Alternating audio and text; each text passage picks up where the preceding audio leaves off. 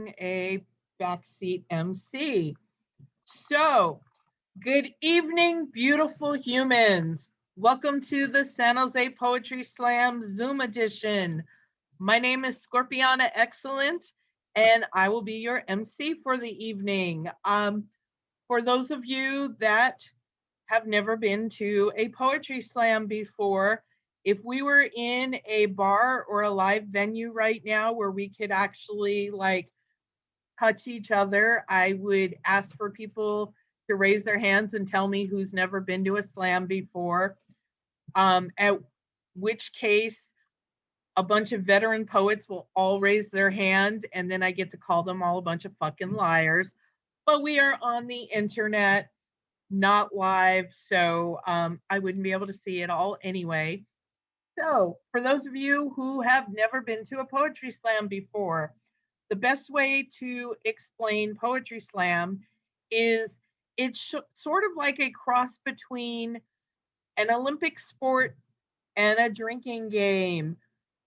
Poetry slam is basically a competition in which performance poetry is judged by five random members of the audience whose only qualification to be a judge is that they are breathing. That's it. The rules of the slam are simple. Poets must use their own original work. There is no musical accompaniment, no props, one poem per round. We have a 3-minute time limit with a 10-second grace period. Poets will come up and read a poem or perform a poem. They won't be miming a poem, they must speak. The judges, when they are done, will then score the piece anywhere from a 0 to a 10 using decimal points. For example, 7.2, 8.7, 9.3, etc. Judges, this is where you need to pay a little bit of attention. When you are scoring each poet, you are going to type it into the chat box to your right. Don't message it to me privately. Just put it in the public message. Just type in your score. And then I will read the scores off. So everybody else doesn't have to. And reading scores off feels exciting. So the judges are going to post their scores in the chat box. Our scorekeeper is then going to take the highest of the 5 scores and the lowest of the 5 scores and toss those scores in the garbage and take the 3 middle scores, add them all together, and that's going to be the poet's score for each round. At the end of the evening, the poets who have made it into round 2, after their round 2 score is read, we are going to add their round 1 and their round 2 scores together to find out who wins this. Points get deducted when poets go over the time limit. Judges, do not deduct if you don't even need, as a judge, you don't need to time the poets at all. And we kind of prefer if you didn't, because it might be tempting if a poet goes over the time limit for you to penalize them. Don't. Judges, not your place to penalize a poet for going over the time limit. Our timekeeper's gonna do that. Judges, you are going to base your score for the poet. Half of it is going to be on content of the poem. So, did you like the poem itself? Like the wording of it? Did you like the subject? Did you like the rhythm of the poet? Did you think that the poem had interesting wordplay? Did it make you feel something? Half your score you're going to base on that. The other half of your score you're going to base on the performance of the poem, because basically poetry slam is spoken word. It's performance poetry. Performance is important. So a poet could go up there and read the most amazing literary masterpiece you have heard in your whole entire life. But if they read the poem like this, you're not going to give them a 10 because the performance of the poem was lackluster. Um, so, really, really simple.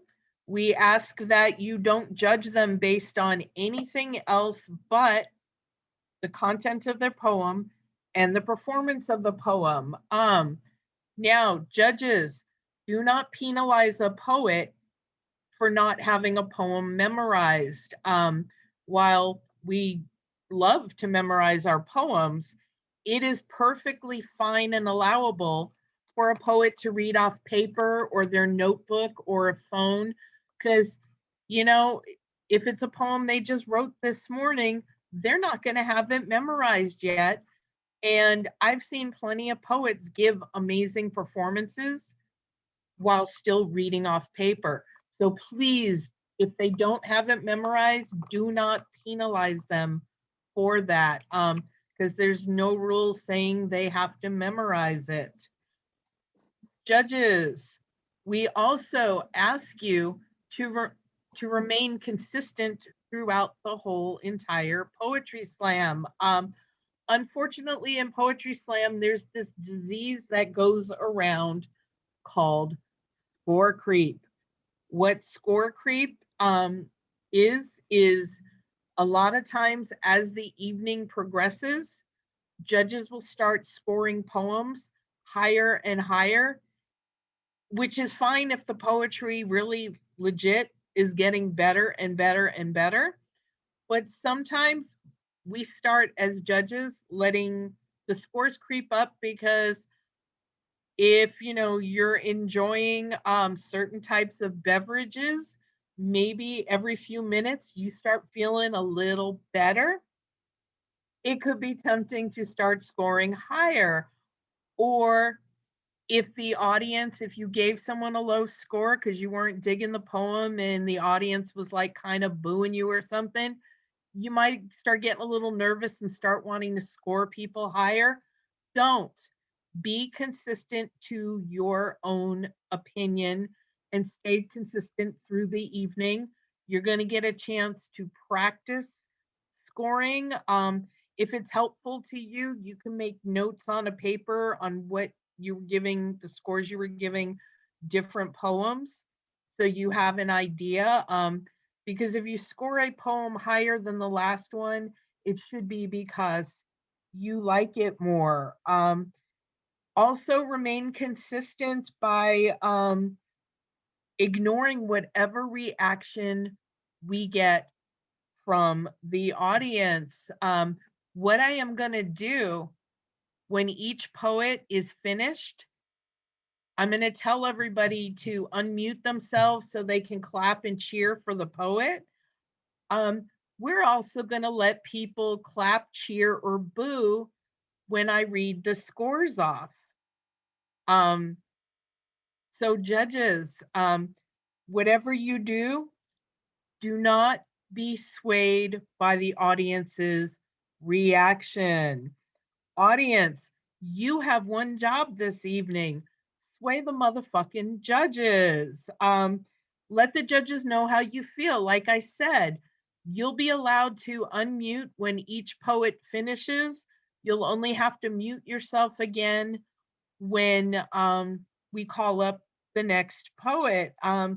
So clap and cheer for the poet. If the judge gives a score you like, you can be like really loud. Yay, yeah, amen. Judge gives, like, just heard your favorite poem of the evening and a judge gives it a 3. You can be like, boo. Totally fine. The only thing we do ask of everybody, please do not cuss out a judge. Do not threaten a judge with physical violence. Please do not message judges privately. Poets, do not message judges privately.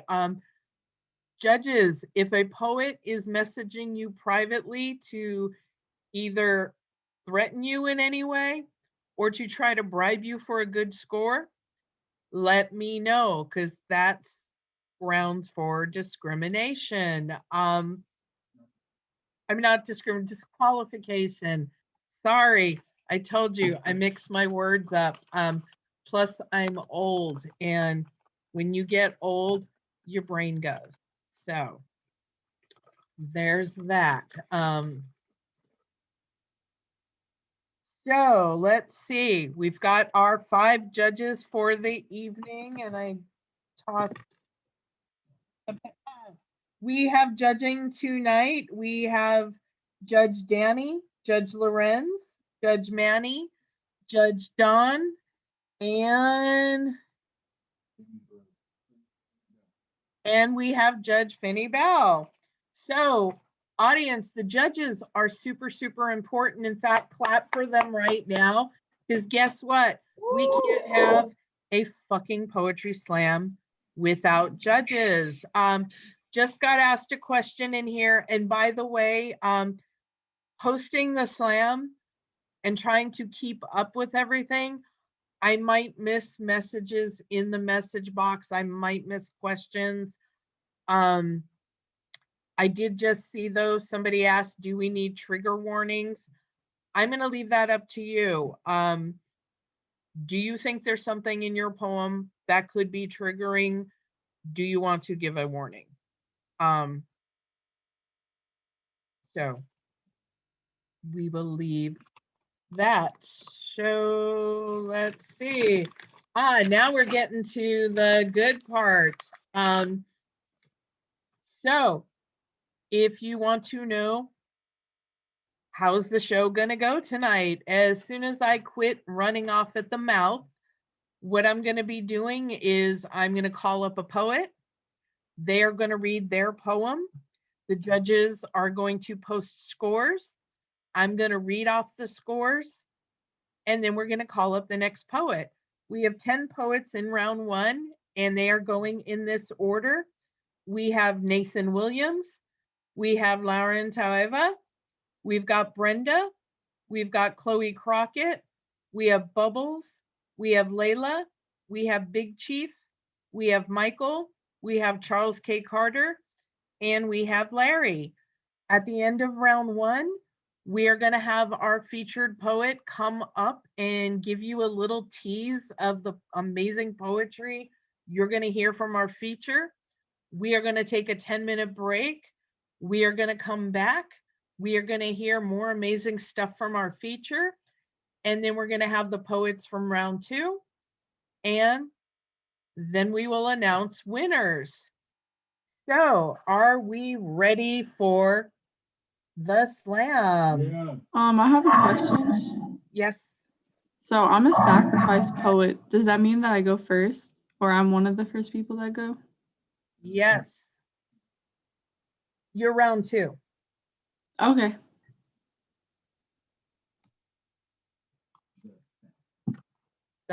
So, let's see. So, reminder, mute yourself when a poet comes up to the mic. That's important. If you don't think you're going to be able to remember that, just keep yourself on mute. You may unmute at the end to clap for the poet. And then mute yourself again when the next poet comes up. What am I forgetting? I know I am forgetting something. Oh, so one thing that's definitely not going to happen tonight, because we might not be meeting face to face, but we are still live. Poets cannot rewind their poems for you because you weren't paying attention. All the poets performing tonight, whether they're competing, whether they're sacrificing, whether they're just gonna spit a poem to buy me time, they are pouring their hearts out to you.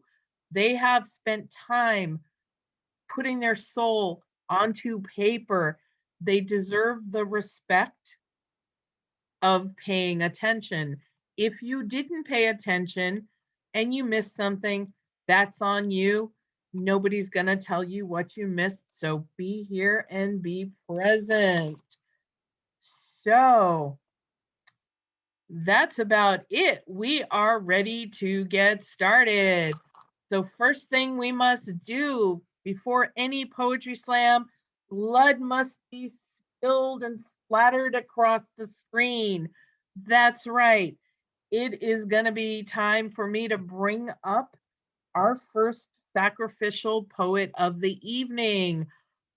If you've never been to a slam before and you're like, what's a sacrificial poet? Now remember, judges were randomly chosen from the audience. Some of them have never judged before. If you were the first poet competing tonight, would you want to be the one the judges are learning to score from? No. So we have a poet who has awesomely volunteered to be the practice calibration poet for the judges. I am about to call them up to the stage. They are going to spit a poem.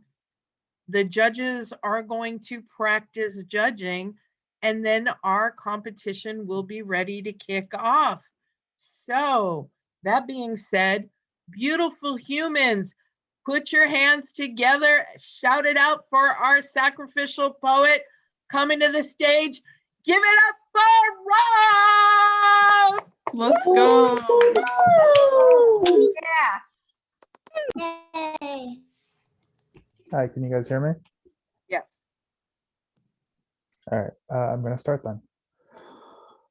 My hope has two faces, and one of them is far too close to my own.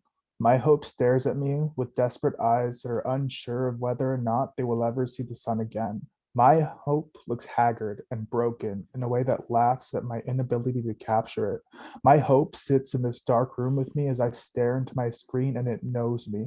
It knows that things aren't going to get better. It lives in this absence of itself, a hope that is more of a wish, except that it is not making a pact with the stars. It is staring into the void between them and seeing itself there. This is the hope that I see most often. However, it has another face, a face that rarely shows itself to me. This hope has eyes that have seen the sun and know that it is not in this darkened room, but that it is somewhere else and that it can be found again. This hope has kindness etched across it and has a smile so picturesque that it doesn't need my words, but it accepts them anyway. This hope looks back at me from the depths of others' eyes when I struggle to look at my own reflection. It knows that things are not permanent. It lives in the knowing of change and it basks in that light. This hope looks at the stars and winks as they light the void in between and let its other face know that it isn't alone. This hope has faith that things can get better. I rarely see this face, but I have painted it here in pretty words, hoping that it comes back someday to let its twin and I know that it won't be gone forever.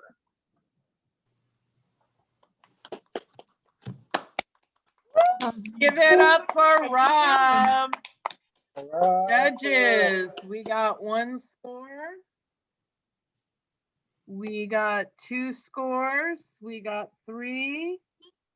Waiting on two more scores. We got four scores.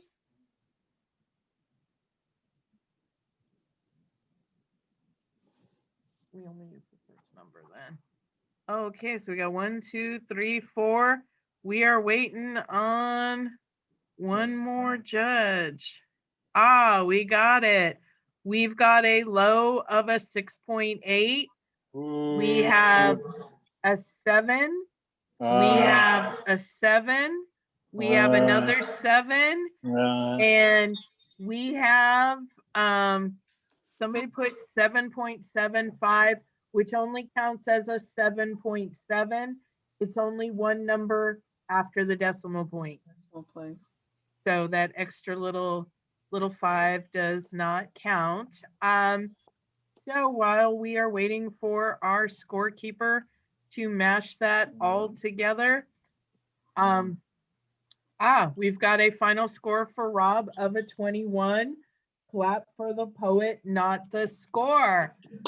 Okay, so judges, y'all feeling good? Y'all got your practice in, because we're going to kick this off now. Poets, if I say you're on deck, that means I'm not calling you up right now, but you're going to be going after the poet that's going to be going right now. So start getting yourself mentally prepared. So on deck, we have Lauren Tueva coming to the stage.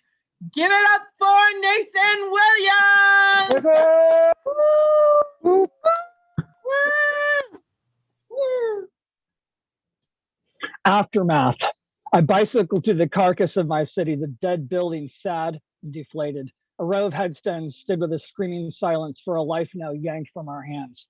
The song Every Day is Like Sunday by Morrissey comes to mind when I bicycle through the near empty streets.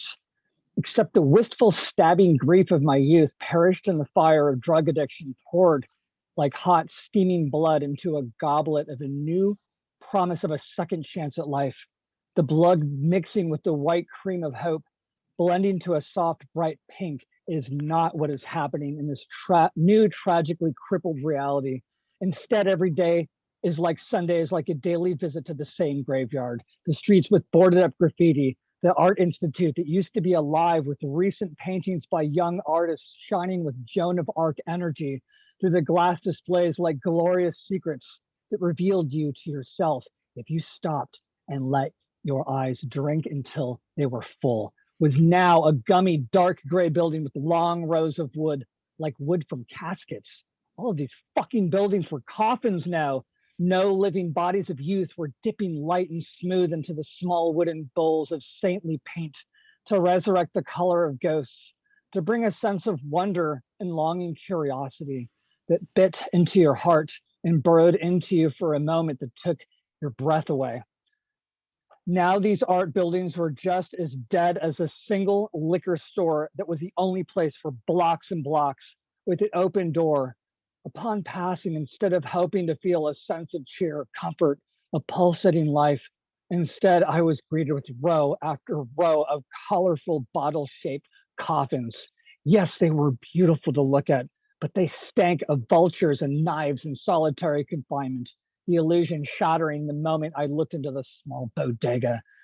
Gone was the mystery and romance of people watching, my eyes like a watchtower, catching as many waves of people that I could take in as I walked by. Was it really only months ago that this was a real thing?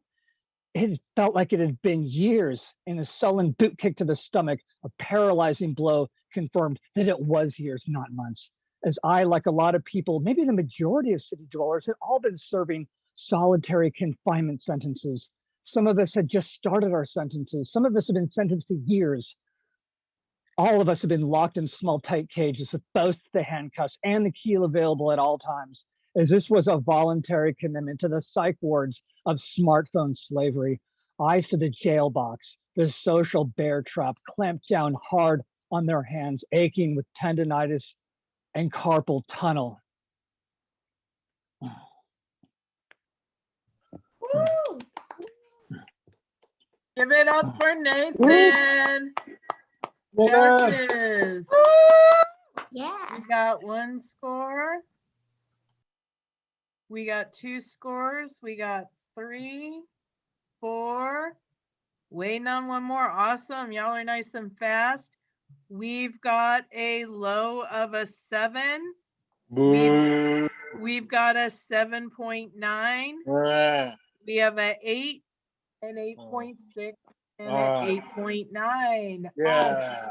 Folks, for those of you that may not know, San Jose Poetry Slam is made possible by Poetry Center San Jose, our parent program.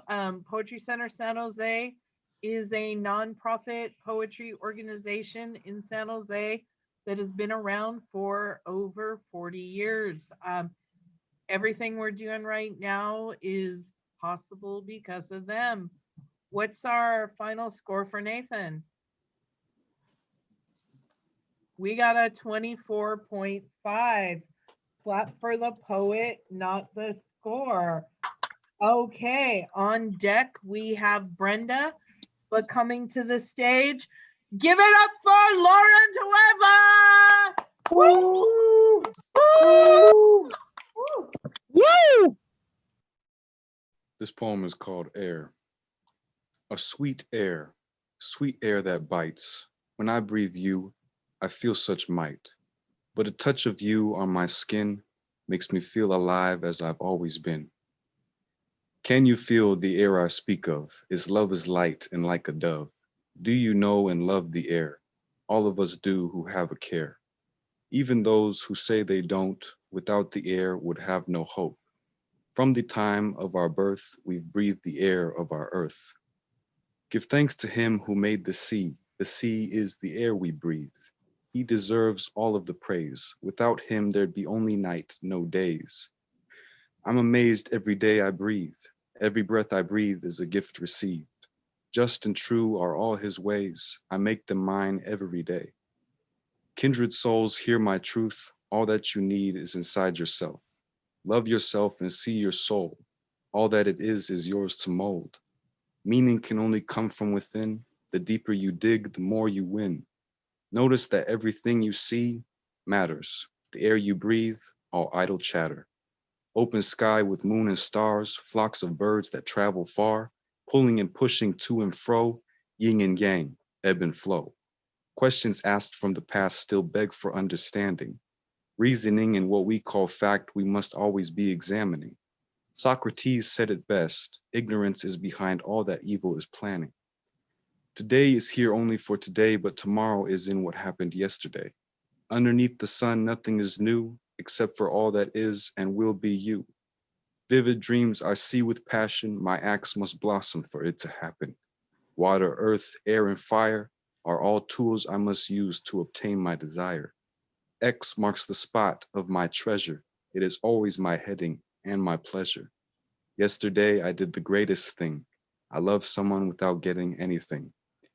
Zealously, I must live and die before my soul beyond air will rise. Woo!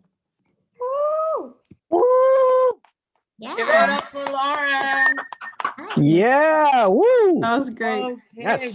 judges. Oh, we're getting nice and fast. I like my judges fast. Not my men, though. I don't like my men fast. We've got 1, 2 scores, 3 scores. We got 5 scores. We've got a low of an 8. We have an 8.1, Boo. 8.4, an 8.6, Yeah. and an 8.8. Woo. So if you're wondering when the next poetry slam is going to be, we are the second Sunday of every month. If you have Facebook, go to the San Jose Poetry Slam and click like, because we put the invite in there every month and you can keep up with what we're doing. What's our final score for Lauren? 25.1. Clap for the poet, not the score. On deck, we have Chloe Crockett, but coming to the stage, give it up for Brenda! Brenda. Go Woo! Brenda. Yeah. Okay, living and loving, taking a mental vacay now and then. Won't you come with me? Today I decided to spend more time living and loving myself like the baboon whose bottom is shining like a crimson moon, exposing her natural beauty. It doesn't matter who laughs or thinks otherwise. It is her glorious bottom, and she's not ashamed. I decided not to live in shame of my voluptuous body, nor the moles that embellish my pecan tan skin. I am going to strut like a flamboyant peacock just because I am alive. Today, I decided to leave the debates for the debate team because I want to talk about love and life. It makes me so high, I want to kiss the sky. I want to talk about the galaxies and explore my history and roots that lead me back to Africa before slavery. I want no bashing, no boasting, just celebration and toasting my dear family and friends, my lovable children, and the spectacular earth and sky. I want to learn the songs of the birds and sing a melody to God as they do. Hallelujah. I want to fly and soar. I want more out of life. There is no room in my gray matter for confusion and strife. For I want to sing and dance and prance all over the place. I want to rise and shine and be filled with grace. I want to be the honeybee that sucks the sweet nectar of life.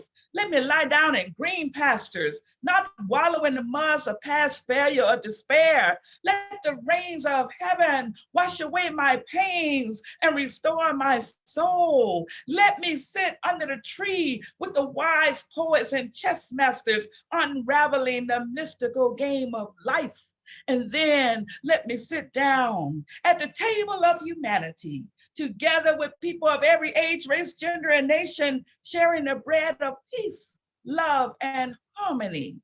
Let me meditate on this. I want my mind to be uncluttered, unencumbered, unbound, unchained, free from the stresses and messes that create static, which interferes with the frequencies of my joy. Don't disturb me with foolishness, pettiness, negativity, or crass, meaningless words to interrupt my flow or waste my time. Because I only got time for living and loving. And if you got time for that, then I got time for you. Wow. Ah, nice. Give it up for Brenda. Brenda. Hey, judges, we got 1, 2, 3, Oh, they're 4, too low. They're waiting too on- low. Judges, better scores for that. Waiting on one more score. Okay, we've got a low of a 8.5. Boo. We've got a 8.8, an 8.8, a 9.3, and All a right. 9.7. Woo. So we are also on Instagram, so follow us on Instagram so you can always keep up when the next Poetry Slam's gonna be. And what do we got for Brenda? We got a 26.9. Clap for the poet, not the score. On deck, Let's we go, have Brenda. Bubbles, but coming to the stage, give it up for Chloe Crockett. Chloe. Yeah, Chloe. Woo! Hi, can you hear me? Yes. Yes. Okay, trigger warning for domestic violence and physical and emotional abuse. It's been 10 minutes since your fist met my face after I begged you for mercy and told you that I love you. I wipe my own tears and tell myself that I will feel better in the morning. You haven't yelled at me in almost 24 hours, so I dial back the volume on the little voice in my head screaming, danger, danger, danger. I tell myself that your faults are my fault, that if I can stop being the incarnation of everything you hate, maybe you can learn to love me. It's been a couple sunrises since you last used me as a punching bag, so I allow myself to rest, and I tell myself that you will allow these bruises to heal. But my heart still pounds when I hear your voice. I tell myself that I'm just excited to see you. It's been 3 entire days since you last screamed obscenities at me, and while this may seem like progress to some people, I know deep within my bones that this is the calm before the storm. I hear my inner voice telling me to rebel, to lash out, to make myself the perpetrator so I can avoid being victimized again, but I don't listen. I've been wired to make your satisfaction feel more important than my safety. It's been 4 days since you looked at me with tears in your eyes, and I sacrificed my comfort so that I could comfort you. I always sacrifice my sanity for the sake of your vanity. The moon has kissed me goodnight 5 times since your latest betrayal, since I found you worthy of forgiveness even after you called me a worthless piece of shit. 6 afternoons I have spent over analyzing conversations and counting every exit in every room in this building. I convinced myself that your aggressive body language is a love language, and I have yet to learn its native tongue. You apologize an entire week later, and I swallow my protests and my pride, and I tell you that it's fine. You open your arms wide, and I mistake your token peace offering for love. Later, when I am asked why I accepted the roses and ignored the bloody thorns, I tell them that the seeds were planted long ago, that the roots of loss grew deep within my family tree. I tell them that before the branches became so hollow, they birthed so many fruits I used as sustenance. I was taught that love was the equivalent of pain, so I didn't realize I was being held captive in a garden of grief. I tell them that I was so captivated by the beautiful mansion my abuser's acceptance built for me that I didn't notice the locked doors and the barred windows. I tell them that I tried so hard to leave, but they held a gun to my head. And when I tried to escape, they turned it to their own temple, told me that their tarnished reputation would destroy those I swore to protect. And I feared my rejection would be the catalyst that convinced them to pull the trigger. I tell them it wasn't just me. I stayed to protect those who would be left behind. And now that fate has forced my hand, I want to look them in the eyes and beg them to understand that if fish should ever meet their precious faces, should their loved ones' words ever gut them like sharp knives, they should not mistake this pain for love. Pain is not the equivalent of love. Love is a language in which the words of cruelty and hatred have no definition. Love is a land in which beauty flows like water through a shimmering lake, not like the copper blood streaming down your chin when your abuser punches you in the face for having a big mouth. Love is unconditional and incapable of inflicting such pain. Love is not your abuse or your abusers.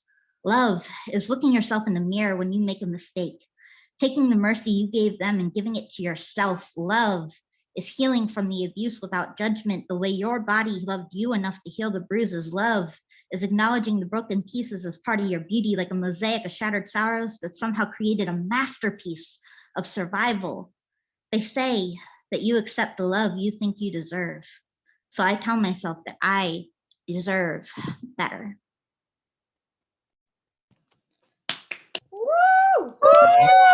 Give it up for Chloe Crockett.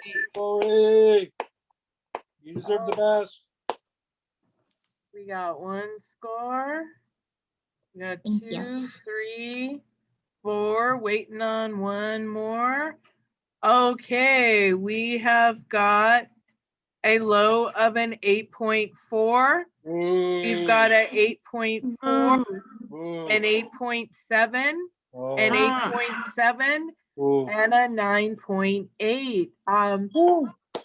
While we're waiting for those to be mashed up, if you want to know more about the various events Poetry Center San Jose puts on, because they do open mics, there's poetry readings, there's a bunch of workshops are going to be coming up. In the fall, we do a huge poetry festival. We did it this last fall on Zoom. I think we're doing it on Zoom again. You can go to Poetry Center San Jose's website at pcsj.org, and I'll put that in the chat, or you can find them on Facebook. What do we got for Chloe? After a time penalty, I'm gonna teach everybody a San Jose tradition right now, because we love rules, but we hate rules. We have to have a time penalty, but fuck the time penalty. Whenever a poet gets a time penalty, I'm gonna count everybody off. I'm gonna be like, how do we feel about the time penalty? 1, 2, 3, and then everybody's gonna yell, fuck the time penalty. So how do we feel about the time penalty? 1, 2, 3. Fuck the time penalty. Fuck that. Okay, so Yeah, this is my first time at a slam, so I was really nervous about going over the time penalties. You Oh, did now I great. know better. You did great. it happens. I've been slamming for years.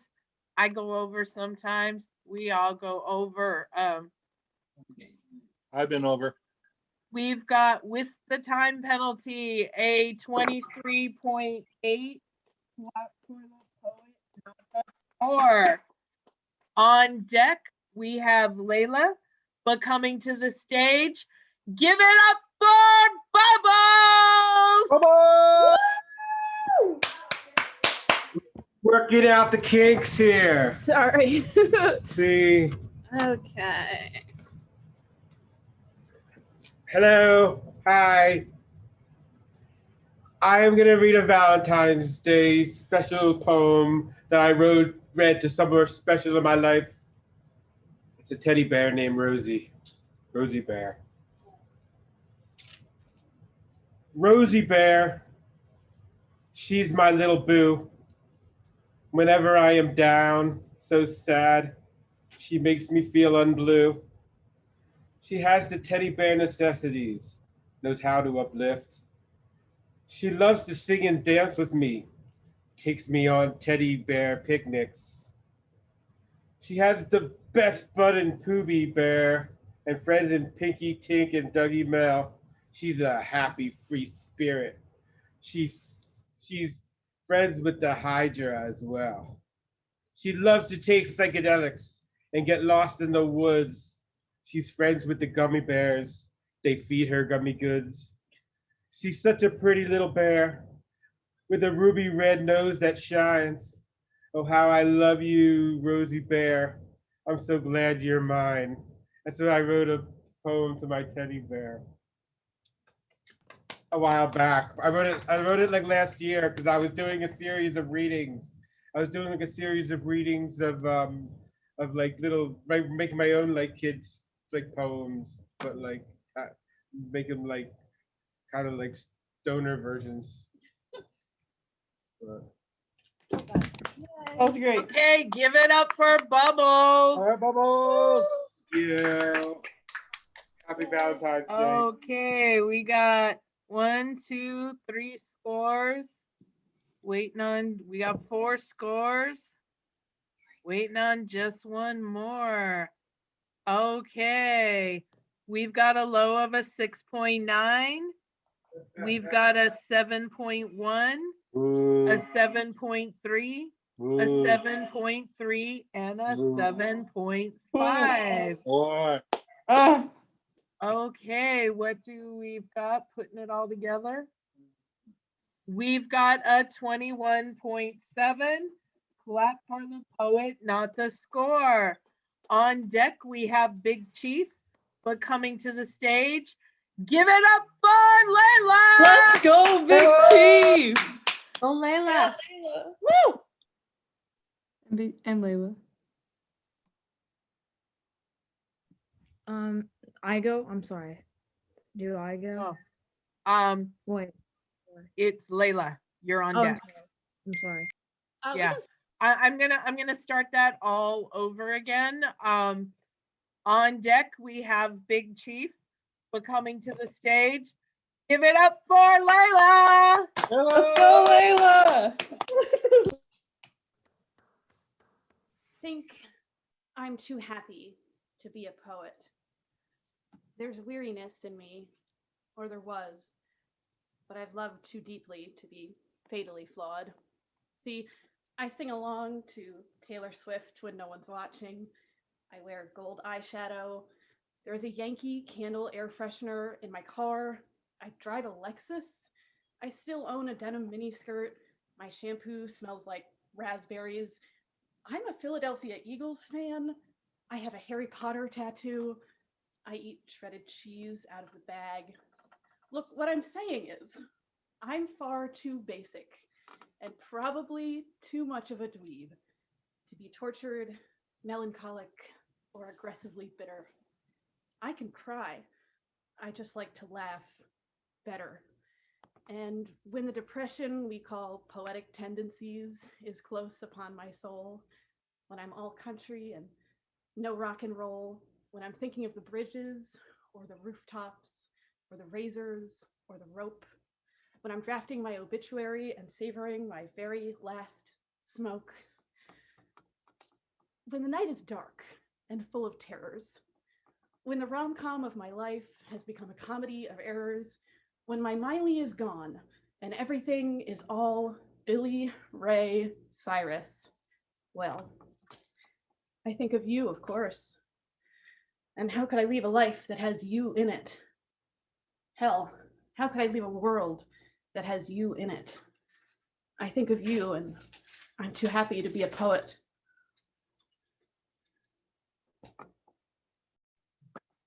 Give it up for Layla. Hello.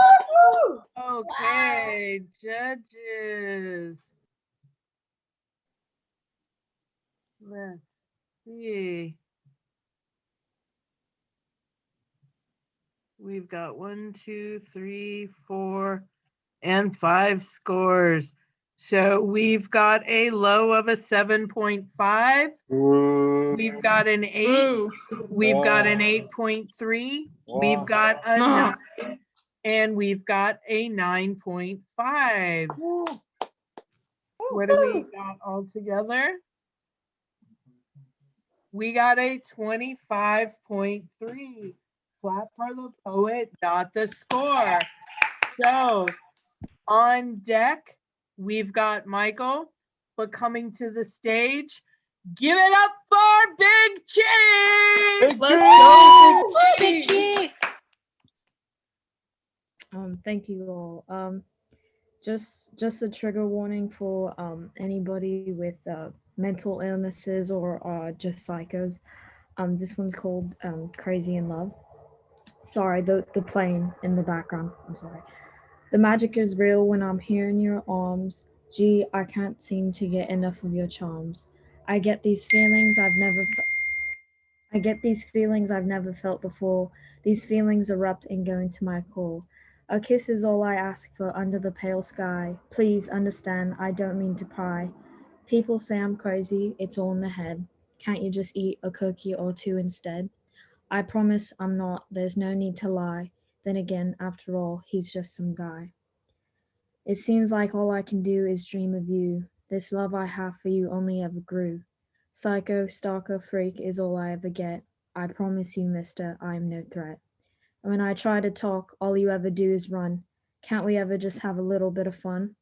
I come to see you through your window in the dark. I take a picture, then you suddenly turn into a knock. Though I come and visit you sometimes, for some reason I'm accused of crimes. I quickly run in search of you again. Why? Why not any other men? You run and run until your figure disappears. So long for all the love I've spent for years. This hurt I have in my heart I can't contain. All you ever did was provide me with such pain. Daddy, come back. Sorry. Sorry. Great job, Big Chief. Give it up for Big Chief. Judges. We have really good judges tonight. They're fast. I don't have to yell at them or sing Baby Shark or anything. No, Baby Shark. That's how Okay. the world was almost ended. Yeah, I can't sing Baby Shark at a slam anymore because we might wind up with Trump as president again. We got a low of a 7.4. We got a 7.4. Ooh. We've got an 8.7. Yeah. An 8.7 and Yeah. a 9. Yes. I'm A take 9. a couple seconds to and share a project I'm fortunate enough to be a volunteer for. Santa Clara County's poet laureate Janice Sapagao, as her poet laureate project, has started a youth poet laureate project for Santa Clara County, because Santa Clara County's never had youth poets before. And the deadline for youth between the ages of 13 and 18 that live in Santa Clara County can apply to be youth poet laureate. And there is going to be, as part of the program, things, there's already been a bunch of writing workshops. Our awesome, amazing Judge Lorenz gave one of the youth poet writing workshops. I am doing, with the finalists, I'm going to be doing performance workshop. We may be doing some youth open mics, maybe some youth slams. I am going to post a link to the website in case you know any youth in the chat box. And what do we have for Big Chief? 24.8. Clap for the poet, not the score. On deck, we have Jay Carter, but coming to the stage, give it up for Michael! Get it, Michael! Okay, trigger warning for emotional abuse, and there's language content. It's called Mother and Son. I cannot keep doing this. Your self-centered, petulant behavior is fast becoming more than I can bear. If you were anyone else, I would disown you. You are owed nothing. Always a victim, you make of me an emotional wreck. Tears are all I have left. You place yourself beyond my help. No more can I believe you, my son. You lie. You have become a thief to pay for your addiction. And I have felt the hate of your words, and such words as I would never use in normal conversation. It wounds me deeply to even describe them. By themselves, they do not cause offense, I might add. No, they require you to give them life. The crockery you smash in your rages, a precursor to the bald fist inches from my face. All I feel is fear. Every part of me shakes.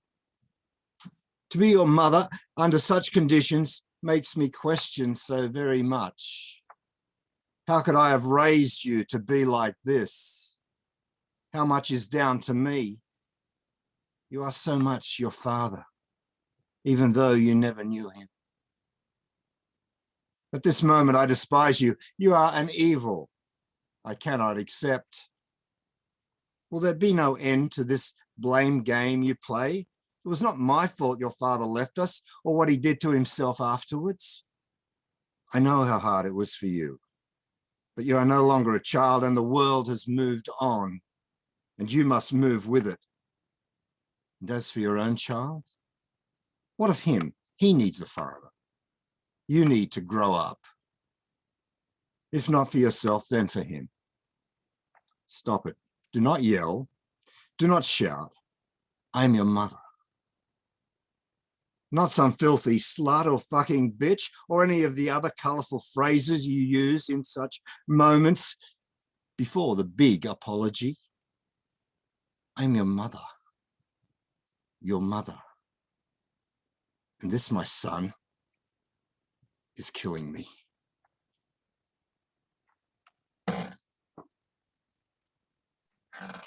Give it up for Michael. Ah, Judges, we got 3 scores. We got 4 scores. We just need 1 more. We got it. So starting off, we've got a low of an 8.2. We've got an 8.8, an 8.9, a 9, and a 9. So what do we got when we put it all together?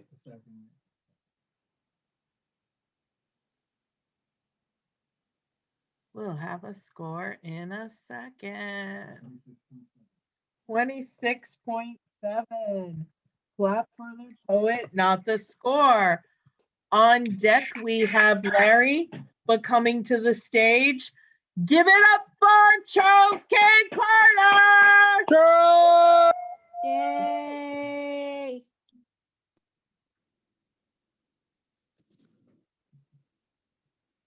They say when you're sad, when you're stressed, when you're in need of self-care, that you should enjoy reading your favorite book, watching a favorite movie, or listening to your favorite song. But I'm not sure I have the time for that. For you see, my favorite book, Invisible Monsters, Chuck Palahniuk, is 304 pages. The average person reads 1 page per minute. So rereading my favorite book would take me 5 hours and 4 minutes. That's 304 minutes in total, 18,240 seconds. I'm not sure I have the time for that. My favorite movie, Eternal Sunshine of the Spotless Mind, is only 1 hour and 48 minutes. That's 108 minutes, 6,480 seconds. I'm not sure I have the time for that. Let's pretend that this need for self-care is so great that I can muster up time for an episode of my favorite TV show, Will and Grace. I could watch my favorite episode, the one that got me through parental rejections and suicidal thoughts, through gay nightclub shootings and gay panic hate crimes ignored. I've got the entire series on DVD. No need for commercials. It's only 21 minutes and 46 seconds. That's 1,306 seconds total. I'm not sure I have the time for that.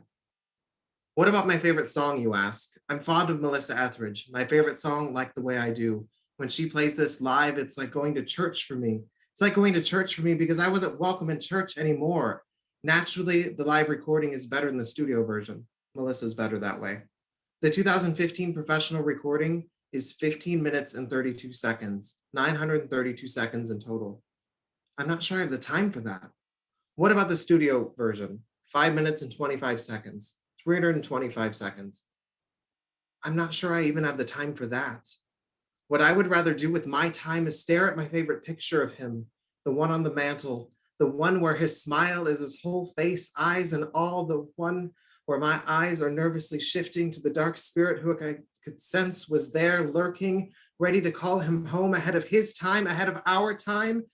I would rather spend my time with this ghost of him, bridging the time we should have had together. It may not be self-care, but I care, and it is my time. It's my time.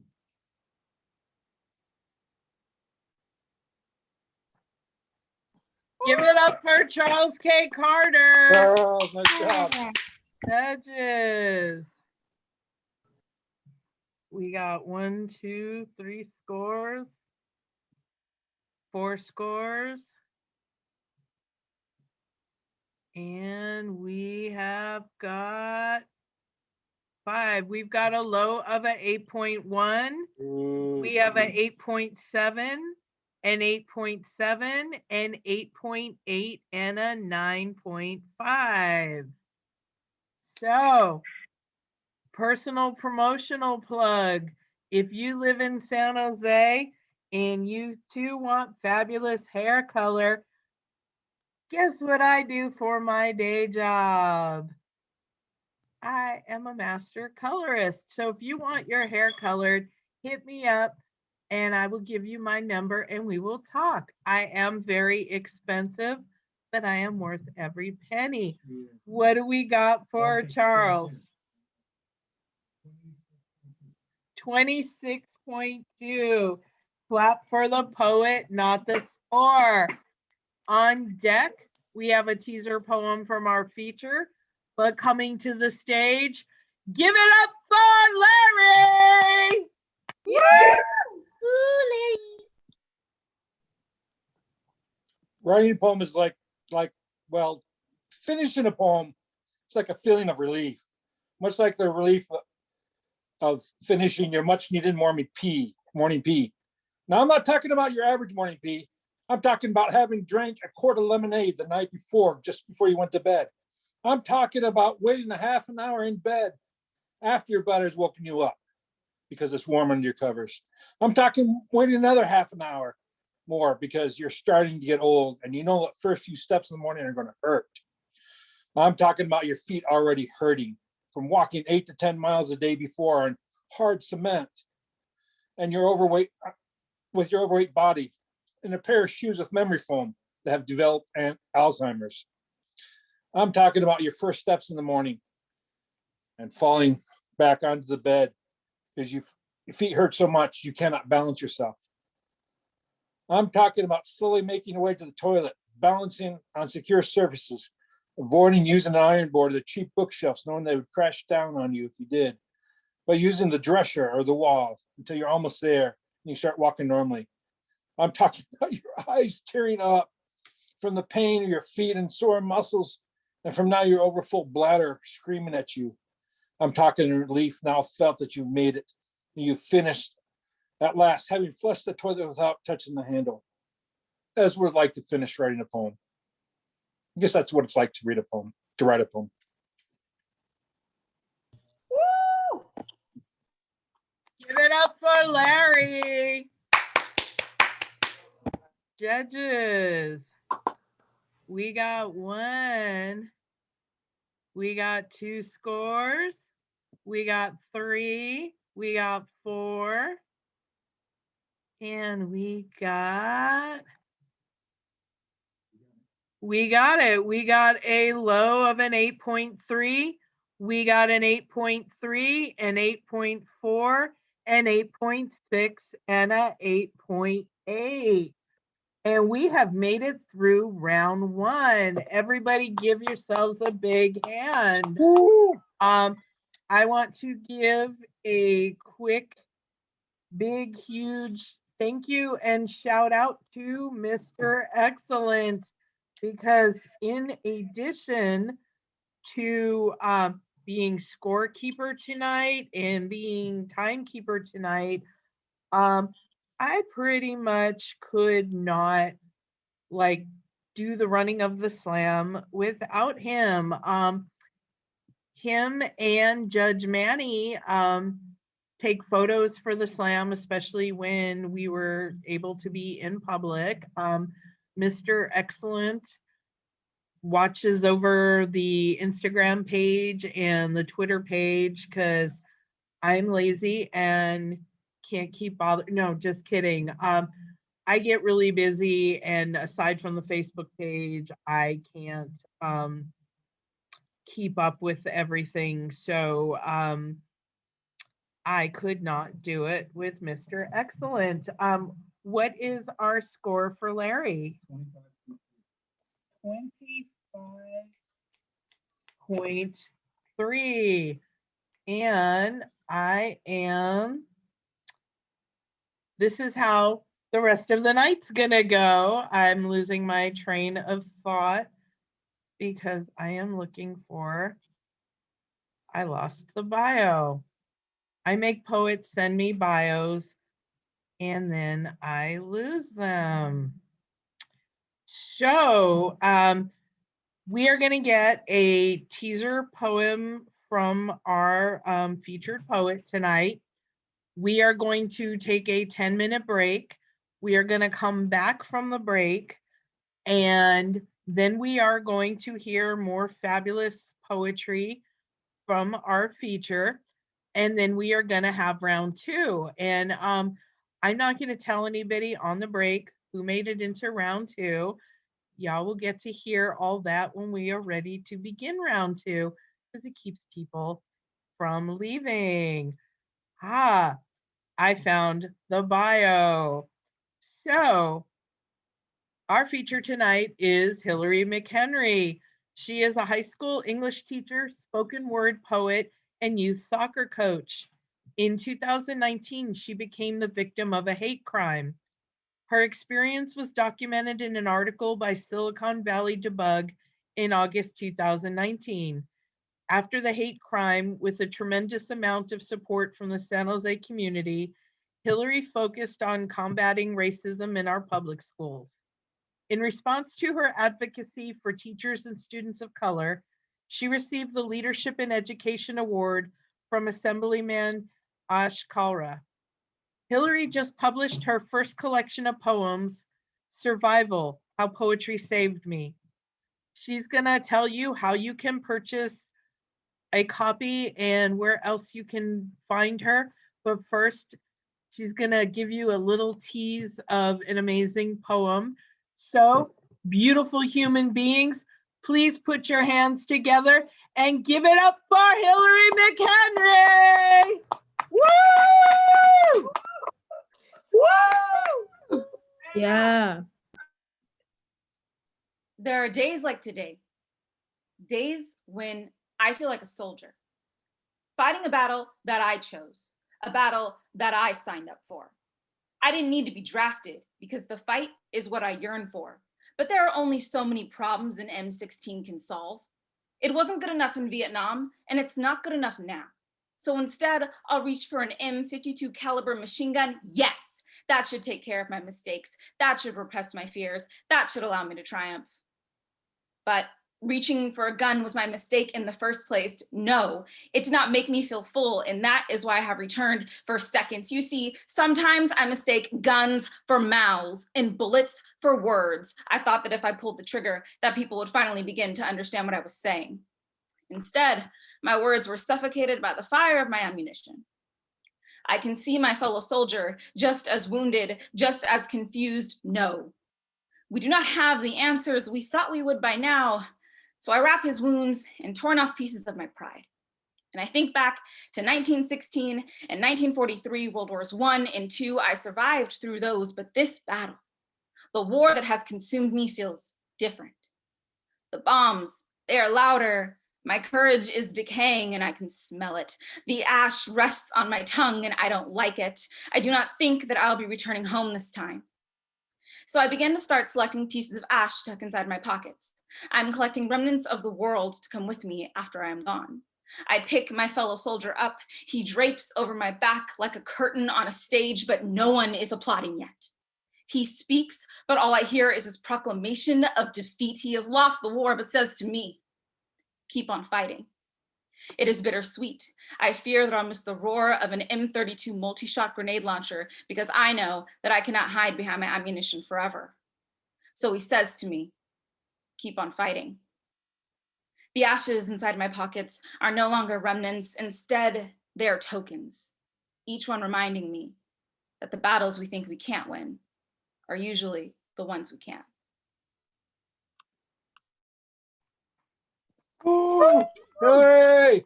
For our feature, Hilary. Glad she's not standing. Yay! Great job. Okay, folks, so I need to use the restroom and go smoke a cigarette. So we are going to take a 10-minute break. How many minutes? 10. So, and I'm setting it on my timer. Set your timer, because if you don't come back in time, you might miss some amazing poetry. See you in 10.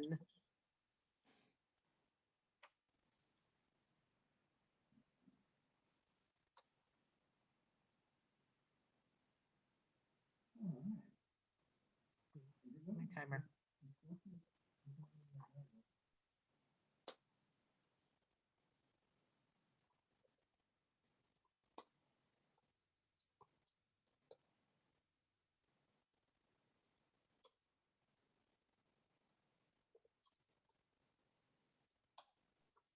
And y'all can unmute yourself and have conversations with each other.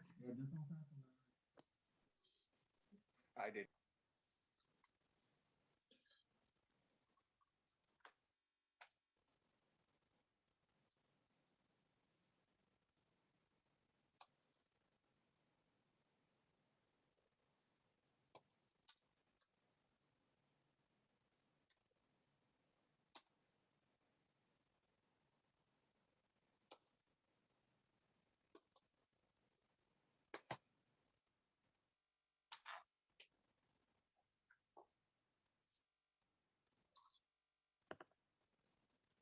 Well, we're a quiet bunch of people, or we're all going to the bathroom.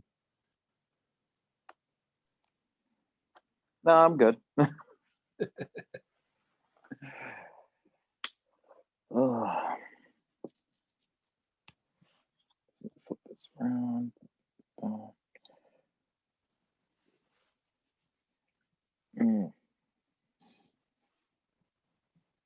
Wait, what time zone is everybody in? Well, the slam is from Pacific Coast. I don't know where everyone else is from. Okay. Okay. No, I'm East Are you an Coast. East Coaster? Yeah. I'm it is. Yeah, I'm Eastern Standard also.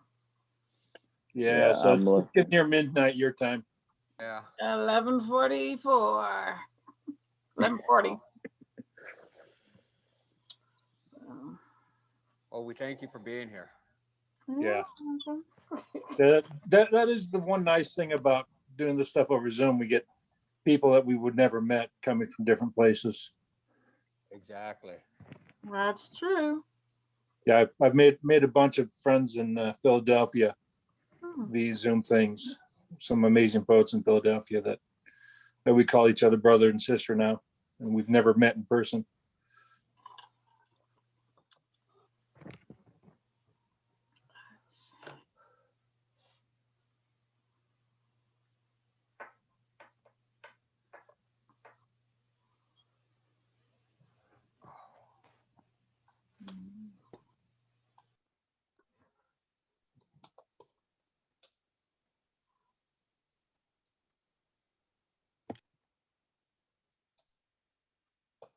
I'll do it. La la la la la. Make me feel so la la la la la.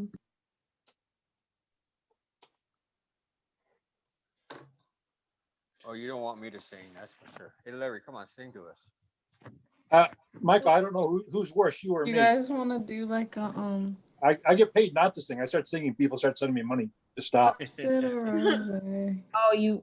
She's in my phone. Yeah. I wanna go home. Go master. I've been in this club too long. Yeah. Perks.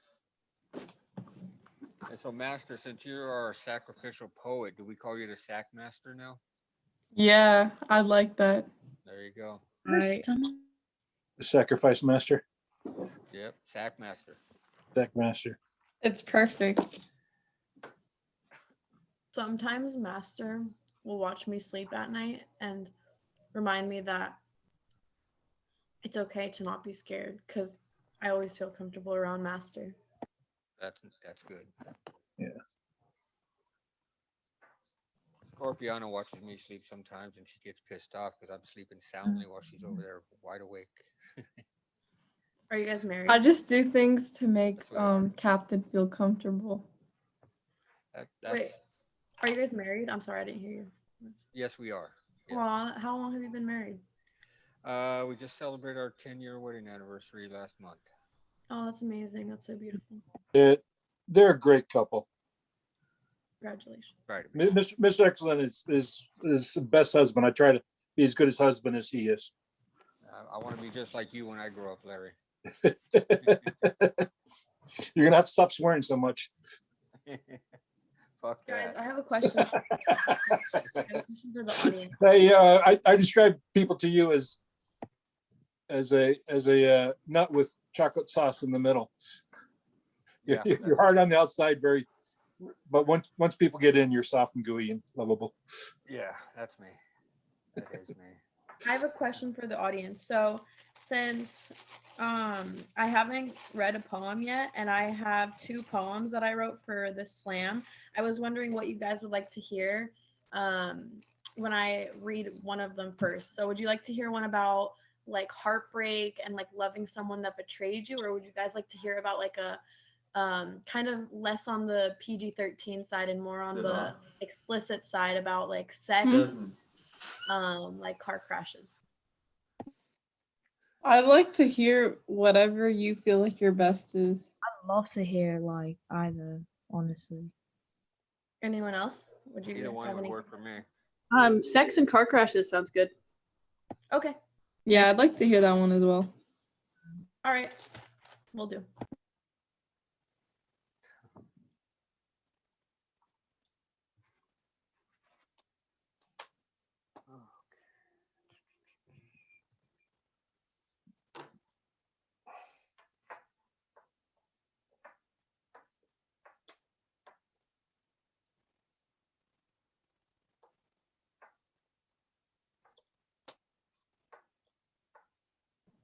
Are you gonna go, Captain? Or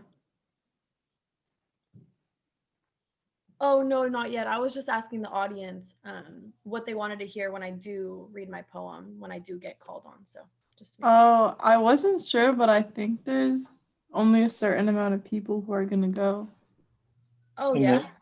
In the second round, it's the top 5 plus Mass, who's a sacrificial, and who was going to be the closer as a. There's someone that was just going to do a closing while Scorp gets. Yeah. That was me. You've got a small audience right now. If you want to just go spit a poem while we're on our 10-minute I'll break. Yeah, you should There do you it go. now since you might Just not go be for able it. to. All right, I'm gonna do it. Do it. All right. An abrupt noise shifted my focus like hypnosis in a matter of seconds to the commotion outside, and I saw a flipped car in a position similar to the one in which I lie when you flip me over in the late hours of the night. Snap, a crash, my butt cheeks feel pain when they are lashed, and the poor man that clashed seemed to be in pain as well. Hell, the guy trapped inside was screaming all kinds of profanity, just like I do when you pump inside of me like a gas pump fills a car, except you fill me with a liquid fuel far different. It is urgent you do this because I am a nymphomaniac. I can't hold back or my raging hormones will attack. If I'm not quivering, I am picturing doing things I can't do in the public eye, which is why I made my way home shortly after a matter that made me horny. I witnessed the man get help from big black officers, ones I would let conduct unlawful searches throughout my body. Once I was in privacy, I lay in bed with my arms stretching upward. All of a sudden, a repugnant odor made my nose suffer and made me lose interest in getting frisky. I almost felt dizzy in that moment from how potent the revolting stench was. The smell resembled expired French cheese, and not even the fresh breeze from my window could make it better. The odor from my armpit was only a component to what already reeked in between my legs, resembling rotten eggs and pepper. Nice job, Captain. Thank you. That was great.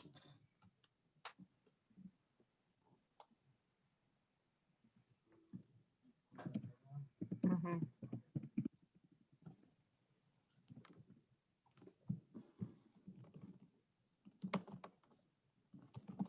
Oh, I was asked a question about that we're recording video. It's actually, we are recording it because some of the grants that Poetry Center San Jose applies for, like want to see video of the events we do. But that being brought up, in the event they ever want to dig through archives and post any of the Zoom stuff on like YouTube or social media, if there's anybody here that's like, don't post it, let me know, because then I can make sure that the person that deals with like marketing and media and all that doesn't post tonight on anything. But mostly we're just recording for in case we need it for grant stuff.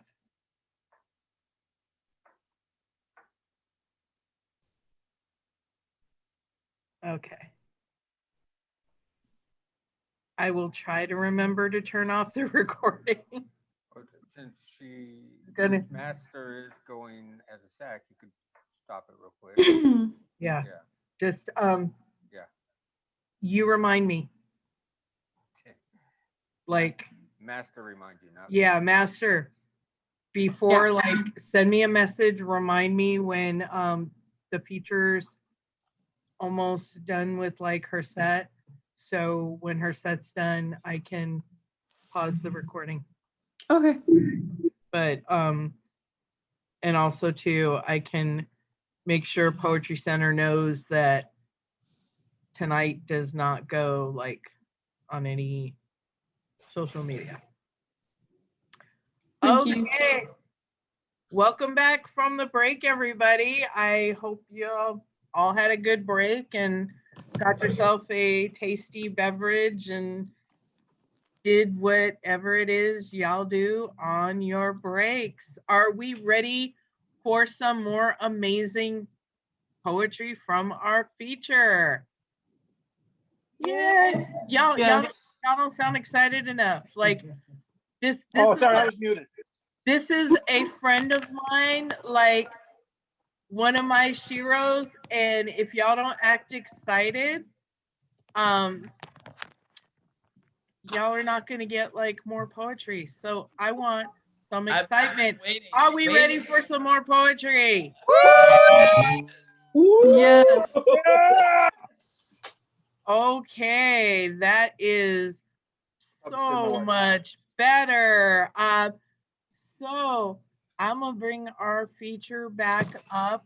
I met her a few years back at an open mic. I saw her do her poetry at an open mic at Barnes and Nobles in Eastridge, and I was like, "You have to come compete in the slam. Like, we need more fierce like female poets at the slam. Like, come, and she is one of my sheroes. I watched her go through like the whole incident she went through with the hate crime at her school, and she is a badass. She does not back down. She is the nicest person on the planet if you don't like pull some bullshit on her. Amazing poet. She bakes, but she's taken, so y'all can't marry her. Folks, give a big round of applause for our feature, Hilary Mchenry. Oh.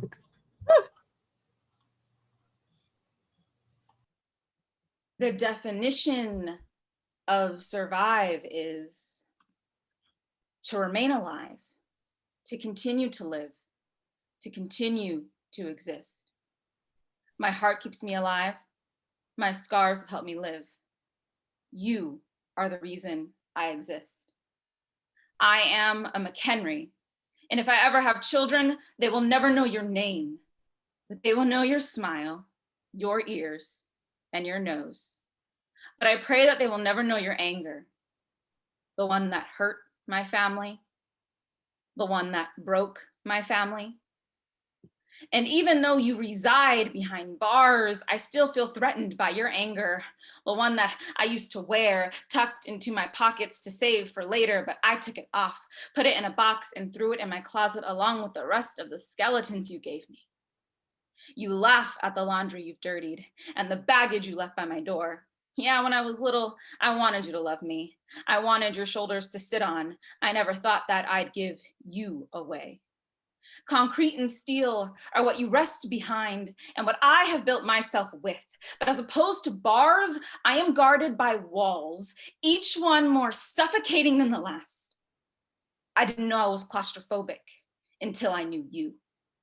Mchenry, I wear your name like a safety vest, warning each person I meet to proceed with caution because I fear that part of my personality is governed by you and your smile.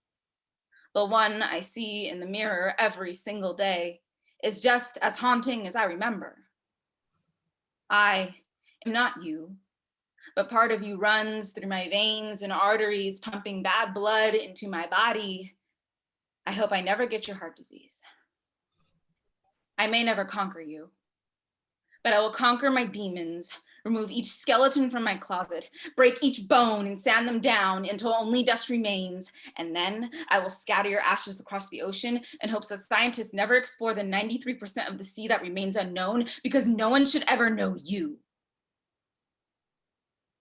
The definition of survive is to remain alive, to continue to live, to continue to exist.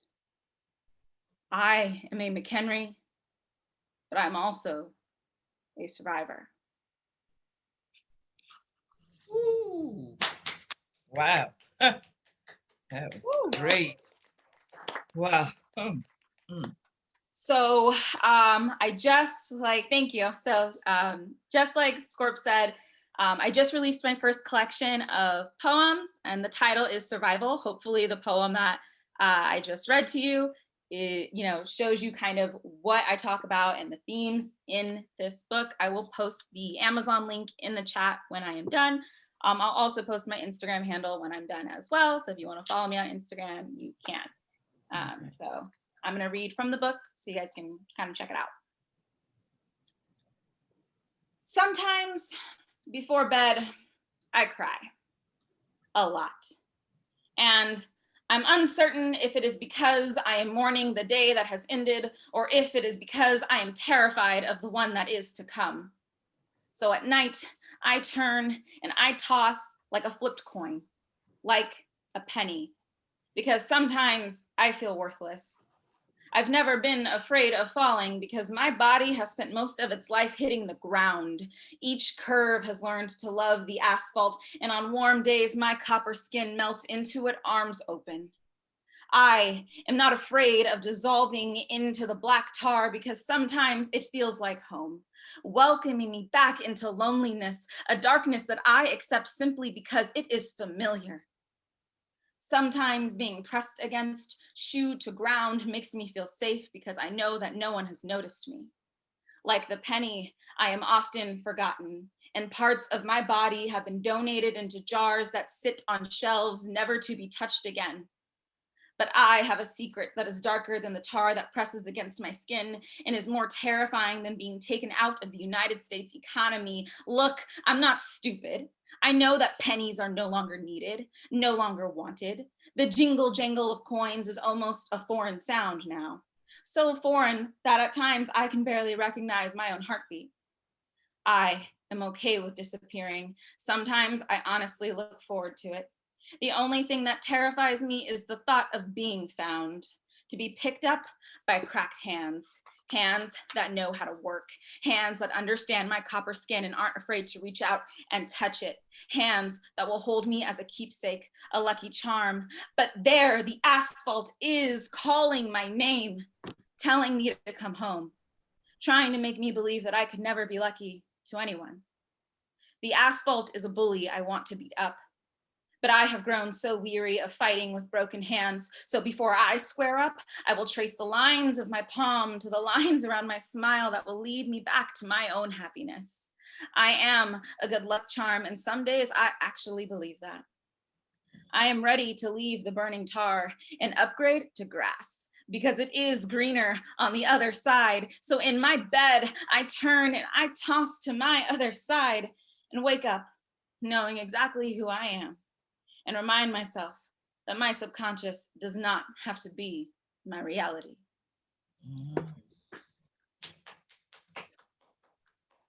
Woo! Thank you, thank you. That was lovely. So as Scorp said, I was the victim of a hate crime in 2019. So the next two poems that I'm reading are true stories. They really happened, and I'll post the link to the article in the chat when I'm done as well, if you want to read more about what exactly went down in San Jose. Somewhere in the United States, in California, in San Jose, a Black teacher strolls into work and finds the words "fucking nig," you know what word it was, carved onto her classroom door. Now, I am no stranger to discrimination or prejudice, but on May 13th, 2019, I met someone new, someone that my grandparents had always spoke about but never introduced me to. And his name is hate crime. And he introduced himself to me as if he had known me my entire life. Like a distant uncle, he was someone that I had never met before, but he probably kept my picture in a frame somewhere on his desk. Our society thinks that he works in construction, but make no mistake, this man does not know how to build. He only knows how to destroy and demolish, and he sure as hell did a number on me. He split me open, only to sew me back together, stuffed with agony, police reports, and cover-ups. If he was a doctor, I would have sued him for malpractice, but this is America, and this much melanin will probably never allow me to obtain justice. To hate crime, the Black teacher is a weapon that he will never have the ability to wield. I am the sword in the stone, and not even Arthur is worthy enough to remove me. To hate crime, the Black teacher is a casualty in a war that they were both drafted into, which also means that after 400 years of fighting, I got nothing left to lose. To hate crime, the Black teacher is a character living in a silent film, but I've never been a quiet person, so he might want to choose someone else for that lead role. To hate crime, the Black teacher is a consumer buying into oppression, but I just put a sign on my door that says no soliciting, so the next time he comes to my home to offer me handouts of racism and hatred, I hope he understands when I don't answer. To hate crime, the Black teacher is young and afraid, but I will not be intimidated by somebody who hides behind a desk and a title. Didn't I already tell you that I have nothing left to lose? When God created hate crime, he knew that he would be born with a disease called racism. He also knew that his parents didn't believe in vaccines, so like so many others, he became infected. Hate crime thinks that my skin is the color of mud, but he is the only one that's slinging it around because he is a pig, a hog, a swine, and I wish he would take his food somewhere else because I got all my shots, and now I'm taking them all at him. Reminder to mute your mics, please. I feel like this is my 5th period class. There's always that one kid that that always forgets to mute their mic. So make sure that that is not you.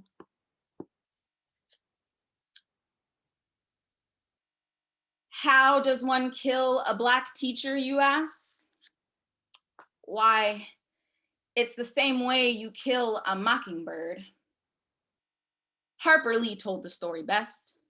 Black person becomes victim, victim becomes the accused becomes the dead. Do not let my presence fool you. I am indeed a ghost that people within our education system choose not to see. But every now and then they decide to open their eyes, but never to glance at my humanity. I was once a human being, but no one mourns my death or visits my grave. Instead, they have all moved on and claimed my students' test scores as their own. Do not be stunned by my voice. It was once a lightning bolt. Even Zeus called it his greatest masterpiece. When lightning hits the ground, it leaves a mark behind it, but mine was painted over before anyone even had the chance to see it. And now, not even the God of sky and thunder can resurrect the illumination of my voice. Do not allow my demeanor to trick you. I am not someone you should come to looking for advice. I was once a sculpture molded by multiple hands, and I wish I could tell you that they created a monument, one of prestige, wisdom, and grace. But all that's left is merely pottery sold on common shelves, and if I fall, I will shatter, and I will go from pottery to pieces of exposed systemic racism. Do not be intimidated by my honesty. I was once threatened to lie and break bread with my enemies if I wanted to survive. At least I died with dignity. However, you should beware of my presence, because after death, my ashes will dance by your bedside, waiting for you to inhale pieces of my murdered corpse. Because after death, I will haunt you with the memory of your mistreatment. Because after death, my hands will tear open my coffin, claw through 6 feet of soil, grab you by the shoulders, whisk you around, only to whisper my name in your ear. I will not let you forget me. In heaven, I am best friends with Tom Robinson. We exchange stories about institutional racism and how the system failed us. I told him that I tried my best to be like Atticus, but like Atticus Finch, I too failed. I am a Black teacher. I am a mockingbird. This is how you killed me.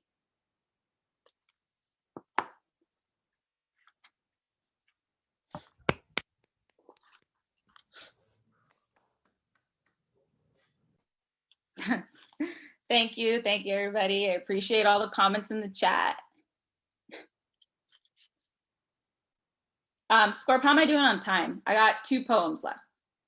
You're doing fine. Okay, perfect. Larry.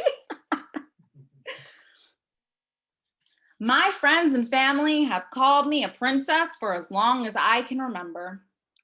So much, in fact, that I actually started to believe them. I am a princess, or at least I used to be, until you came and stormed through my walls like a Trojan horse, taking my life by an unexpected siege. I have no guards because they were taken out by someone who infected my life by sneezing their way into my castle. I have no stone walls because they were demolished by the same person who bulldozed my ego. I have no weapons for self-defense because they were destroyed by the person who led me to the guillotine. I have no jewels because they were stolen by my executioner, the one who made the mistake of removing her mask There was no Prince Charming who came to save me, so I had to resurrect myself.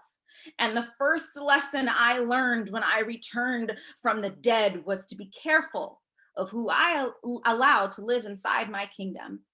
Because my friends will become enemies, and my enemies will be the ones who draw lines in the sand and then leave me to decay in an unmarked grave. I died as a princess, but today I am returning as a phantom queen. But I will not ask my foes to kneel or to bow. Hell, they'd be lucky if I even let them live long enough to do so instead. I will quickly and quietly rebuild my fortress using the blueprints of my success and the bones of their betrayal. I will find guards who want to fight beside me even when we are outnumbered. I will develop cures that repel diseases spread by my invaders, and then I will inject them with a dose of their own illness. I will construct walls made of stone reinforced with my revenge. And while I am rebuilding, I will throw some of them your way without warning, and I do not miss. I will align every guillotine on the edges of my borders and then wait for them to behead those who have betrayed me. And as they are being beheaded, I will listen as they thank me for bestowing them the mercy of a quick death. I will purchase the finest jewels and keep none of them for myself. I will give them to my loyal comrades. I will have a crown though, one that is worthy of the reign of a phantom queen. And no matter how many times my kingdom is attacked by deceit, that crown will never leave my head.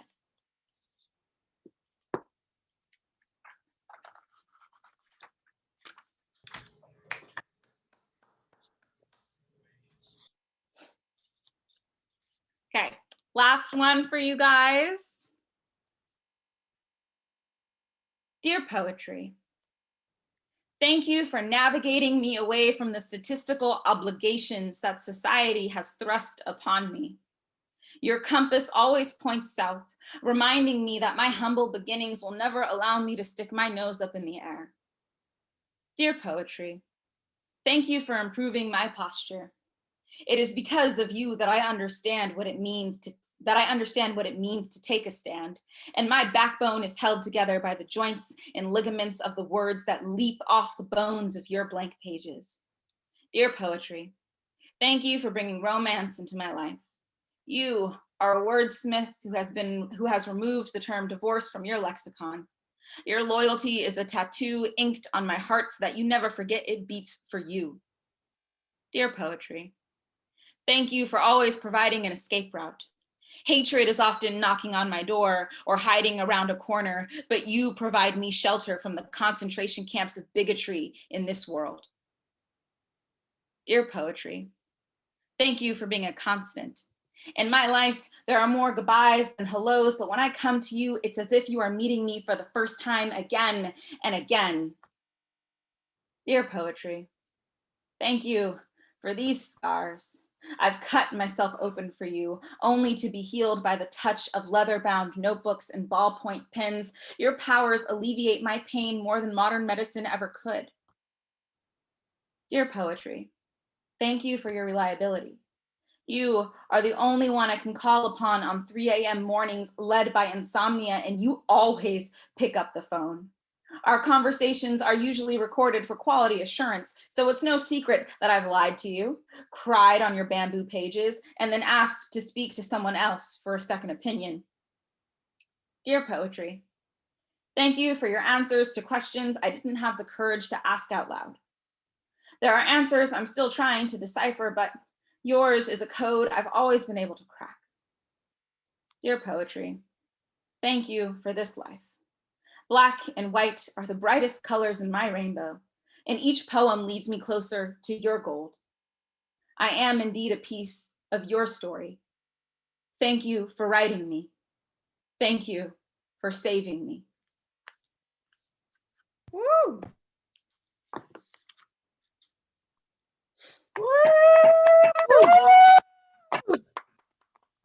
Thank you guys. More. I can do one more if there's time, but one more, yes. Yes, one more poem. Okay.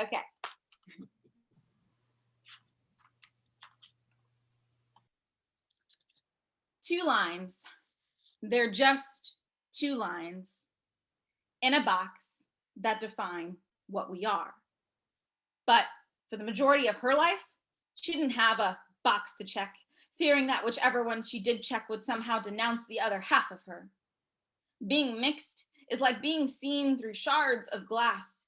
Each piece is a part of you, but people aren't sure how or even if the pieces fit together. Once reassembled, her image would still not make sense to more than half of you in this room. There is a constant argument between society and herself. For every person that has ever approached her and asked, "What are you?" she has laughed and smiled to make you feel comfortable. Light-skinned is a term that she has been conditioned to, but now she knows it is a word rooted in colorism. To most African Americans, she will always be too brown to swim in the Black Sea, but once she runs around a track, she knows that you will welcome her into your waters. To most Mexicans, she'll always be too black or too whitewashed, but no matter how many times she washes her skin, she will never feel clean enough to fit into your culture. It isn't until she dribbles a soccer ball that her skin seems to fit in the same laundry basket. Biracial baby's native language was stripped away from her before she even had the opportunity to learn it. Biracial baby is not some exotic ethnic trophy that you can add to your list of conquests. Biracial baby is not your token Black friend that you can parade around to prove to yourself that you are not racist. Biracial baby's hair, yes, it's real, and no, you can't touch it, and don't ask her what it looks like when it's straightened. Biracial baby was once falsely accused of using the N-word in a derogatory way, a word that would never even slip off her tongue because she knows society doesn't even think she's Black enough to use it.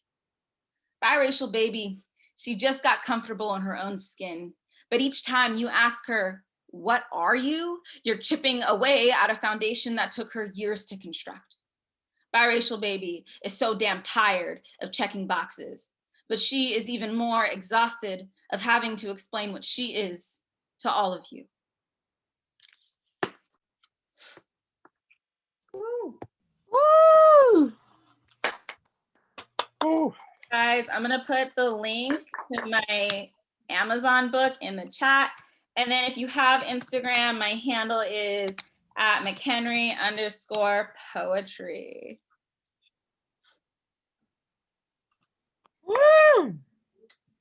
Give it up for Hilary Mchenry.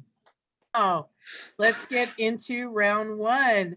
On deck, we have Michael, but coming to the stage, give it up for Brenda. All right. Okay, I'm going to do a poem on breast cancer for breast cancer survivors. It's "I Am Still Me." These are the breasts where my firstborn nestled and suckled the milk and honey that flowed, nourishing her body and soothing her soul. These are the breasts where the love of my life gently caressed, a symbol of my womanhood, a mark of beauty, a part of me that budded like the petals of a rose. These are the breasts that made me look so good in my silk shirt and even in my old t-shirt. I now look at them, these breasts that never reached the age of sagging. I look at my chest where they once were, now gone, removed by the surgeon's knife because of the invasive carcinoma that hardened the softness where my baby used to lay her tender head. A scar is there where they once were. My breasts are gone, but I am still here. And my daughter can still lay her head here when she wants to reveal to me her heart. I am still her mother. I'm still a sister, a daughter, a wife, an aunt, a friend, and a grandmother. My heart still beats strong because though cancer took away my breasts, it could not take away my love, my self-worth, my joy, nor my purpose. For I can still give. And I am still me, but stronger, happier, and whole in a special way.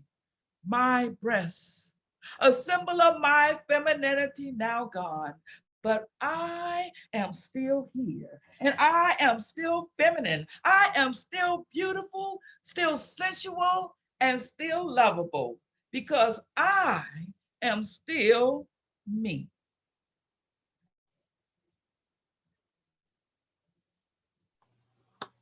Yeah, for Brenda. Brenda. Judges.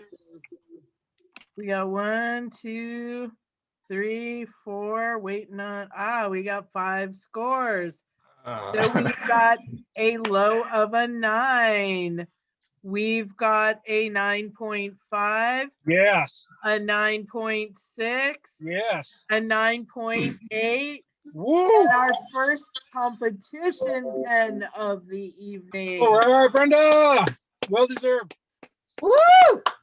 Okay, put it all together. And what do we got for our round 2 score for Brenda? 28.9. Clap for the poet, not the score. So on deck, we've got Charles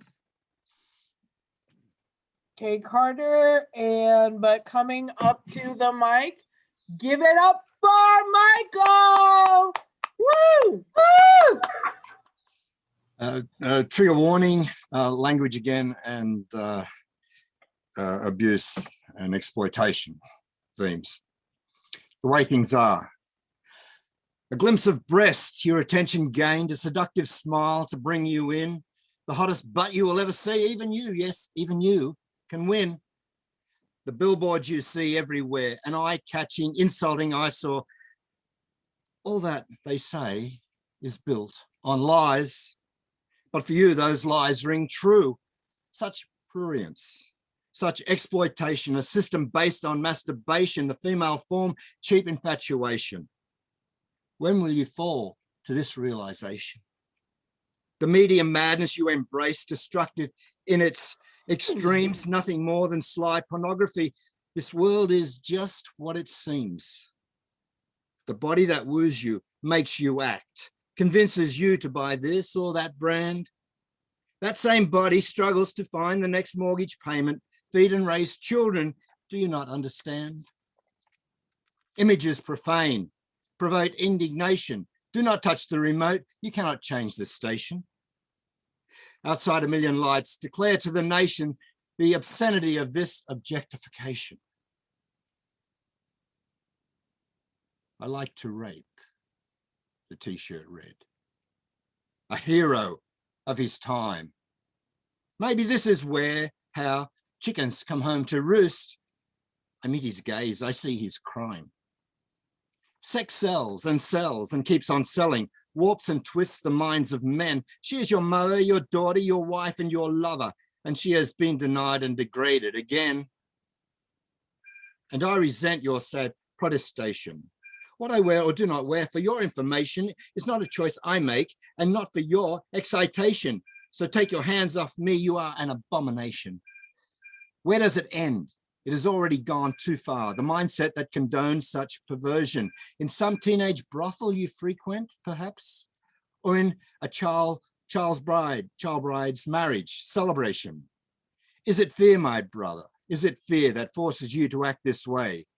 Do not blame me for your insecurity.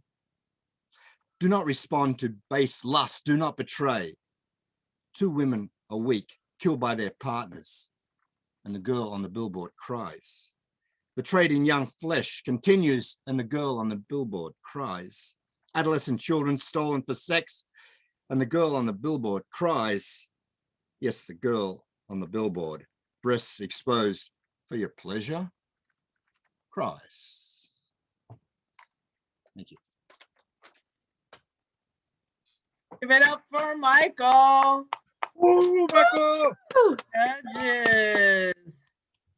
I think y'all are some of the fastest judges I've had, and I appreciate it.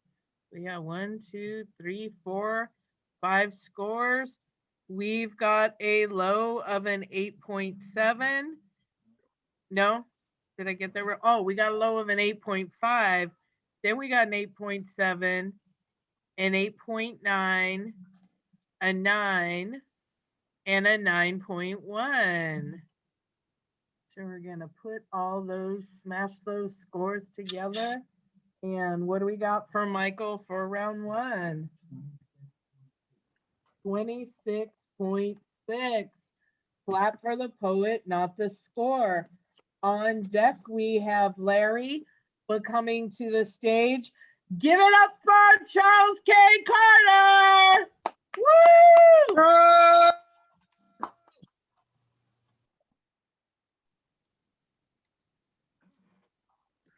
I spend the day avoiding reflective surfaces.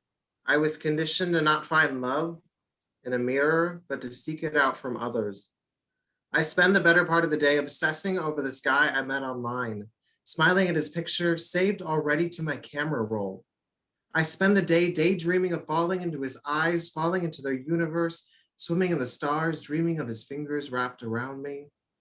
I spend the next morning, spent from a night of lovemaking, spent from this little spoon scooping out all that was left sweet in me. Let's get coffee, he said.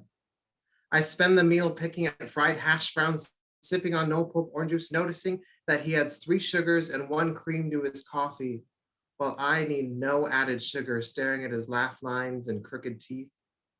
I want to spend the rest of the day with him, but I feel him calling it quits. He stops talking with instead he communicates with nods and grunts and sideways glances at his phone. I want to spend the day with him, to make the sunshine last forever with him, but I see that app open on the phone, that app where I met him online. He's searching for something more. I add sugar to my coffee. I want to spend the day with him, chasing sunshine across the globe from time zone to time zone to time zone. I think I'm grasping too tight, losing it all to the storm brewing in my coffee, muddied reflections, opening notes to a lonely, lukewarm, sour night.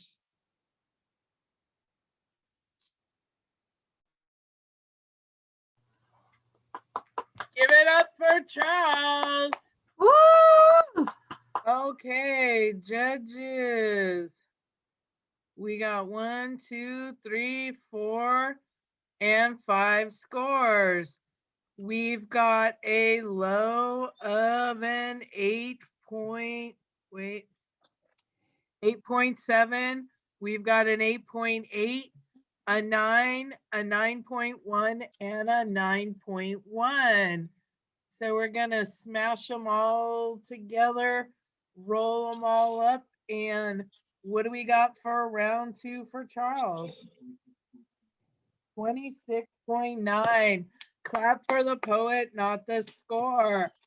On deck, we've got Layla, but coming to the stage, give it up for Larry! Woo! Woo! Fuck you! Fuck all you anti-maskers.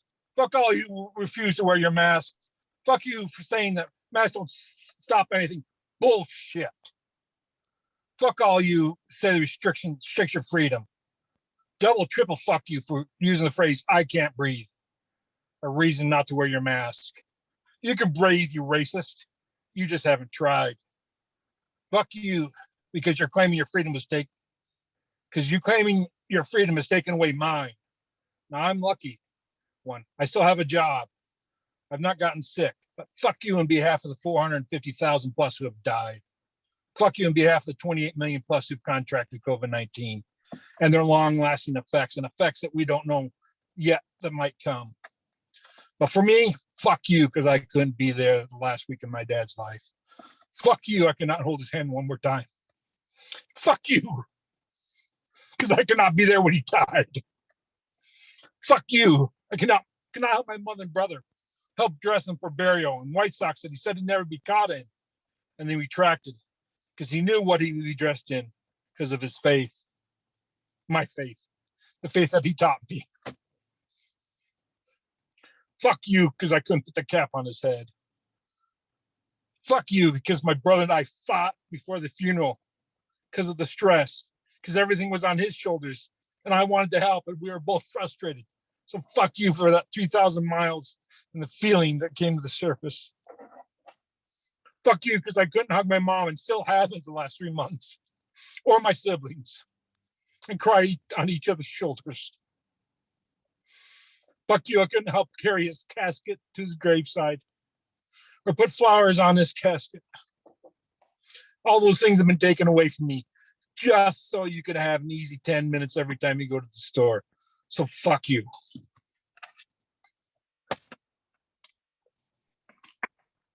Give it up for Larry. Woo!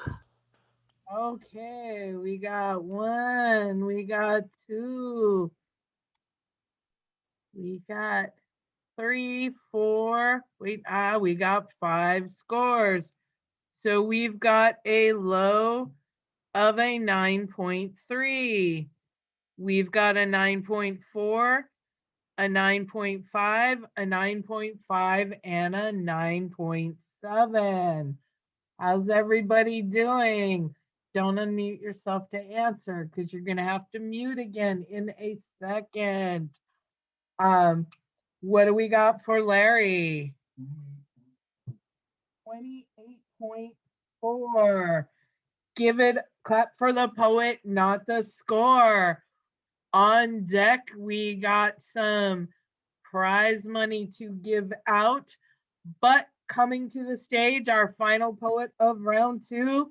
Give it up for Layla! Woo! Layla!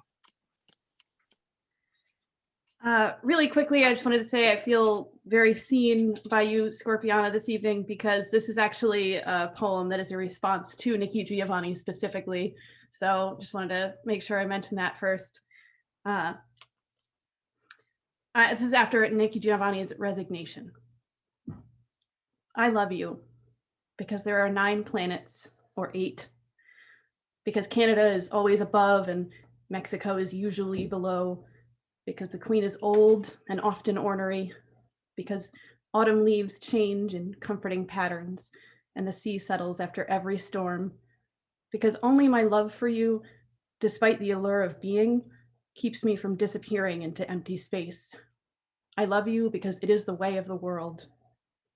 I love you like the habit I picked up in grade school of walking further and listening harder than was strictly necessary, because time spent with you was never wasted. Because I drink a cup of coffee in the morning and vape all through the day, because I take my vodka neat and my gin with tonic, because you keep my hands warm though my heart's a mess. I love you because I wouldn't have it any other way. I am wretched in my love for you. It makes me so happy to hear you sing my name. I am amazed you can resist, soundproofing the air around me so that my ears can never perceive another voice outside your own. I love you because it's been so true for so long that if I didn't love you, I'd have to rewrite the story of my life. I am stymied by my love for you. The Bible tells us love is patient and kind. The thought, though, of you sends fire and victory through my veins. I love you because we make our own definitions, and the world is shaped in our image, and our love is whatever we goddamn say it is. I love you because I used to be afraid of strangers and hated waking up, because it's easy to say, I love you more than anything in the world when you hate the world, but I don't, not anymore. I love you because you made my life a place I'd like to be. I love you because you made me want to love you more than I love my independence, my solitude, my singledom, my sadness, my despair. I love you because I was born to love you, because I looked in your eyes that first sweet afternoon and realized that I love you, I love you, I love you, I love you.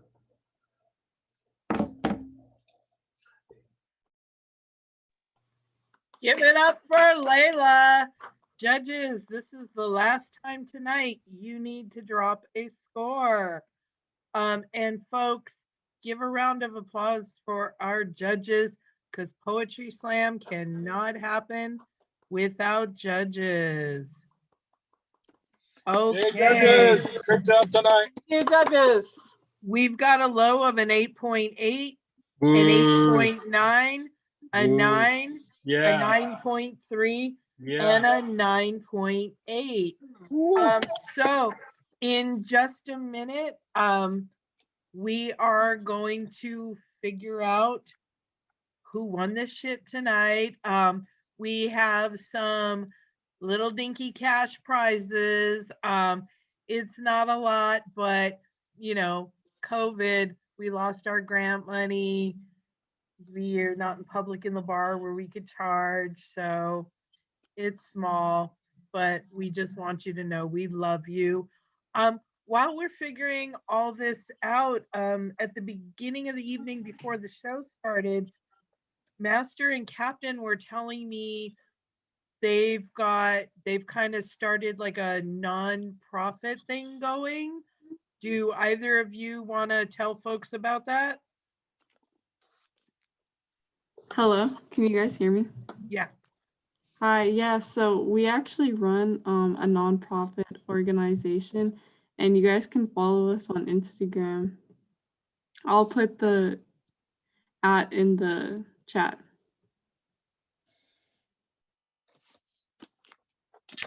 Also, another person who performed today, they go by Big Chief. They're actually part of our nonprofit organization, and I go by Master. So.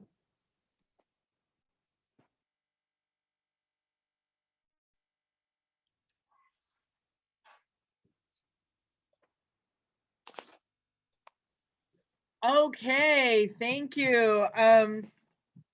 So before I go ahead and give you all the rankings for tonight, poets, if you win money tonight, normally when we used to meet in person, I was able to hand off cash. We can't do that in the internet world. So what we do instead, I don't have 20 million different apps that I work with. I basically have Venmo and PayPal.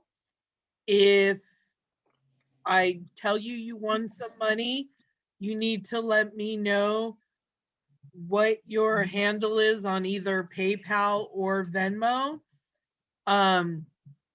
I don't do Zelle, I don't do Cash App or Google Cash or Apple Pay or Apple Steel or any of those others. So if you don't have either of the two, you can download Venmo tomorrow and message me, or you can just choose to donate the money back to the San Jose Poetry Slam, because we're poor.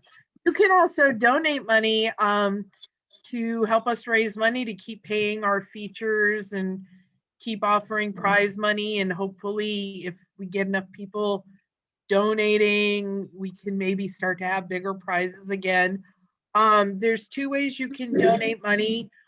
You can go to Poetry Center's webpage, pcsj.org, which Mr. Xlent is going to type into the chat room. You can purchase a 1-year membership. It's one of the ways we raise money.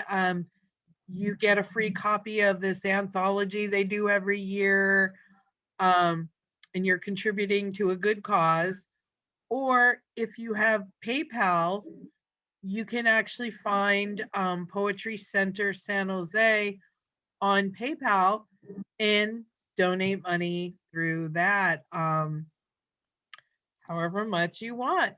So kicking it off, first off, every poet that participated tonight, y'all are all winners in my heart, because tonight you spoke your truth.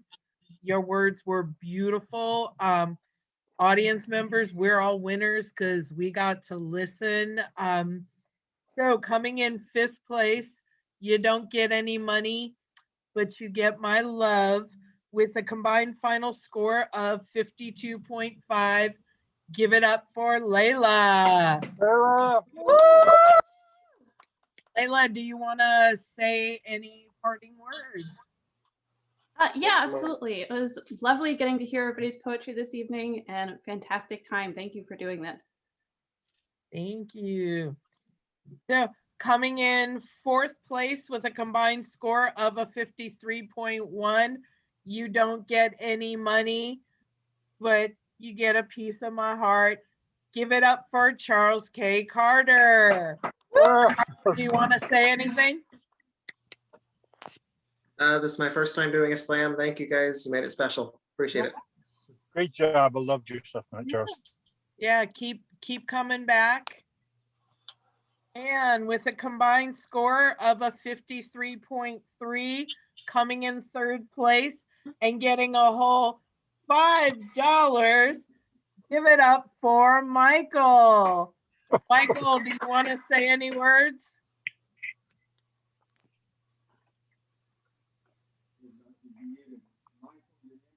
Unmute yourself, Michael.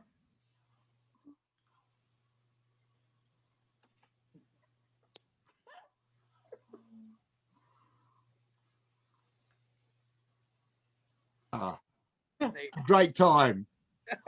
I unmuted myself and something muted me again. It wasn't you, was it? You didn't do it. No. Okay, cool. Thank you. Thank you all. And yeah, wow. San Jose, eh? Nice.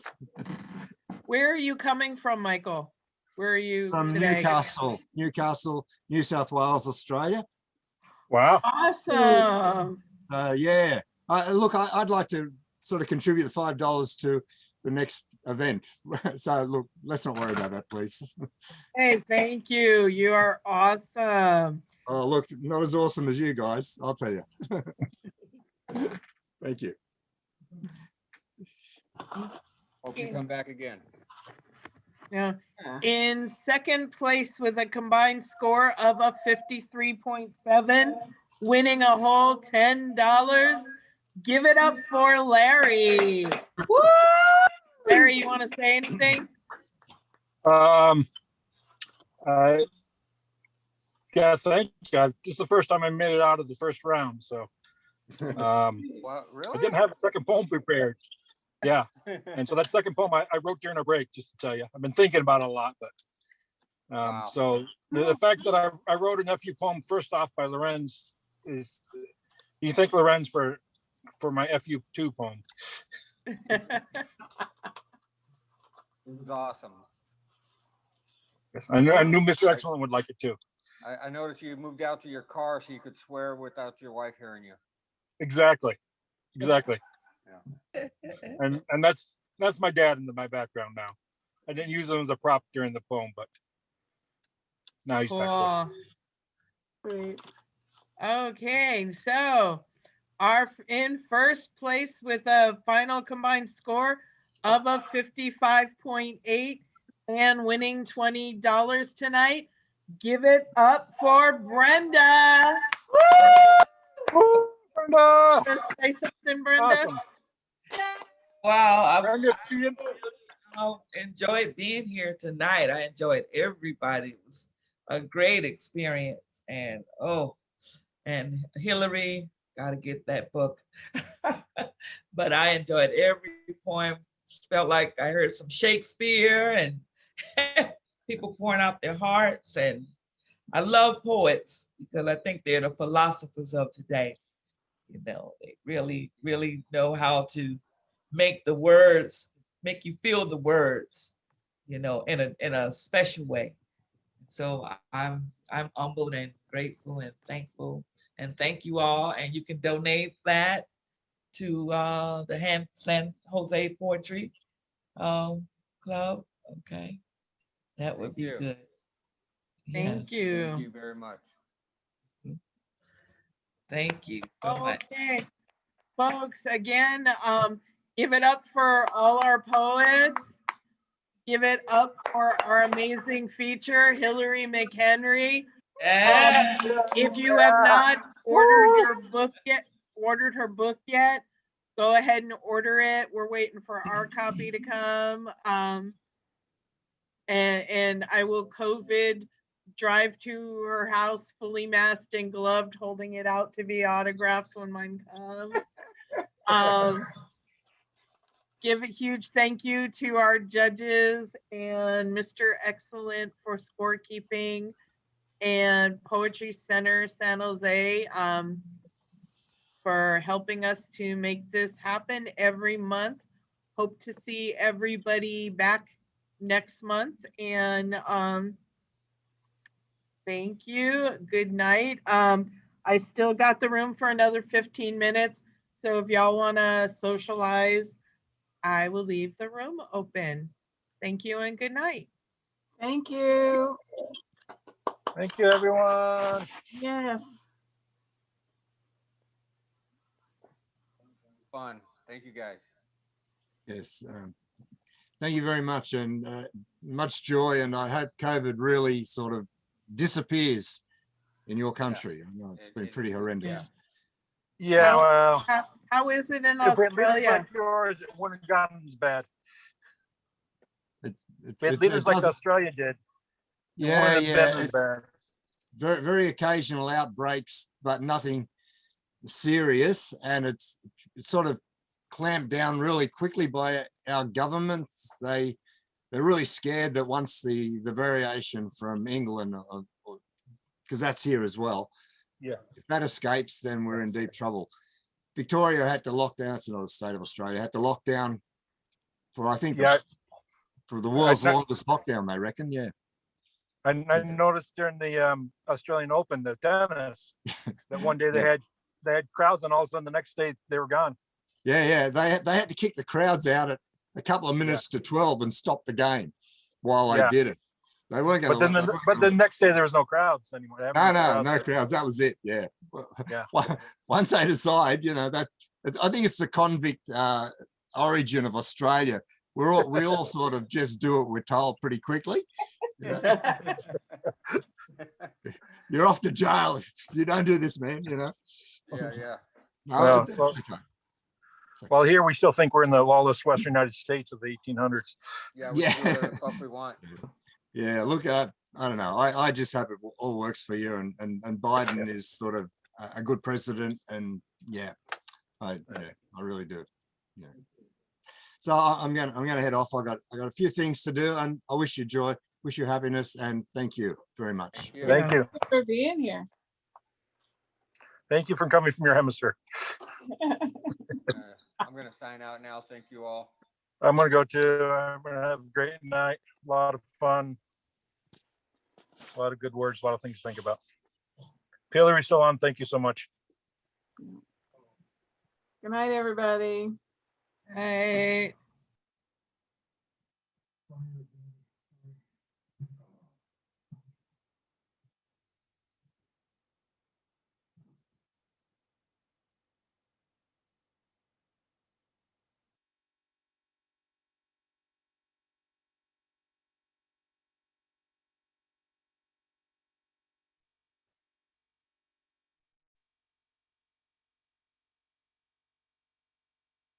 Brenda, I loved your poems.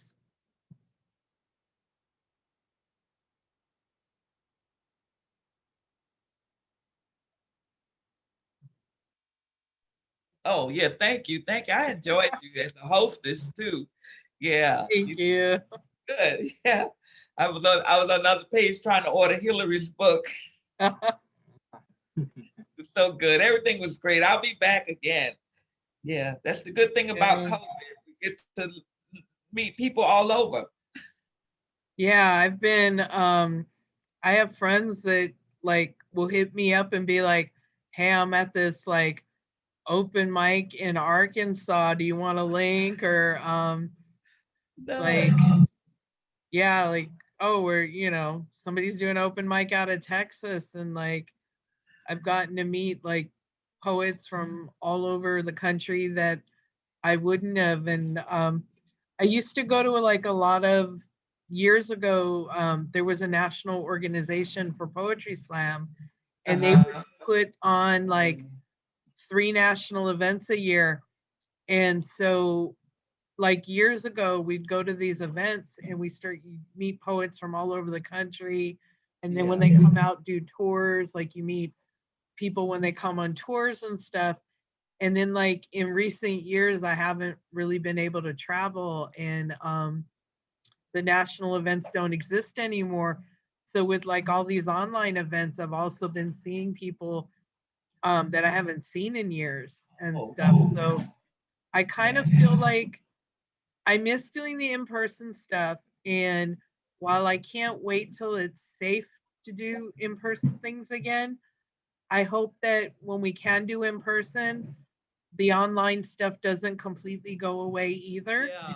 Yeah, me too. Like, and it's also nice too being able to like go for a night of poetry and not have to deal with paying for parking, right? Having to dress cute, right? Or like order food and like to just be like, yeah, I'm in my pajamas, like I'm eating my own food from home, like I'm in my comfy chair. Yeah. So I hope I know like when we're able to like congregate in person again, I am gonna ask like the organization if they'll still keep the Zoom room and if I could just do like the monthly live event and then a monthly Zoom event and stuff. Because where are you coming from? Georgia. Georgia. Okay. And most of our spoken word events, hardly no one's having any. You know, with the lockdown and. Yeah. Are you in Atlanta? Yes. Okay. Yeah, I know poets over there. I don't know if they're still doing it, but I know for a while Teresa Davis. She's doing okay. Too. She's on Zoom. Yeah. But the job of the place they were having, it got burnt down. So yeah, even before COVID, we were kind of moving around different places. So she doesn't have a permanent place yet. Yeah, because I know I did I went to a couple of her online open mics. It's like Teresa's one of my sheroes because I think it was the second year I went to go watch Women of the World Poetry Slam. Yeah. She won. And I was just like, because I got into not only writing poetry, but then like doing spoken word and competing in slam like later in life. Like I didn't start when I was like 18 or 21, like because I'm 54 now.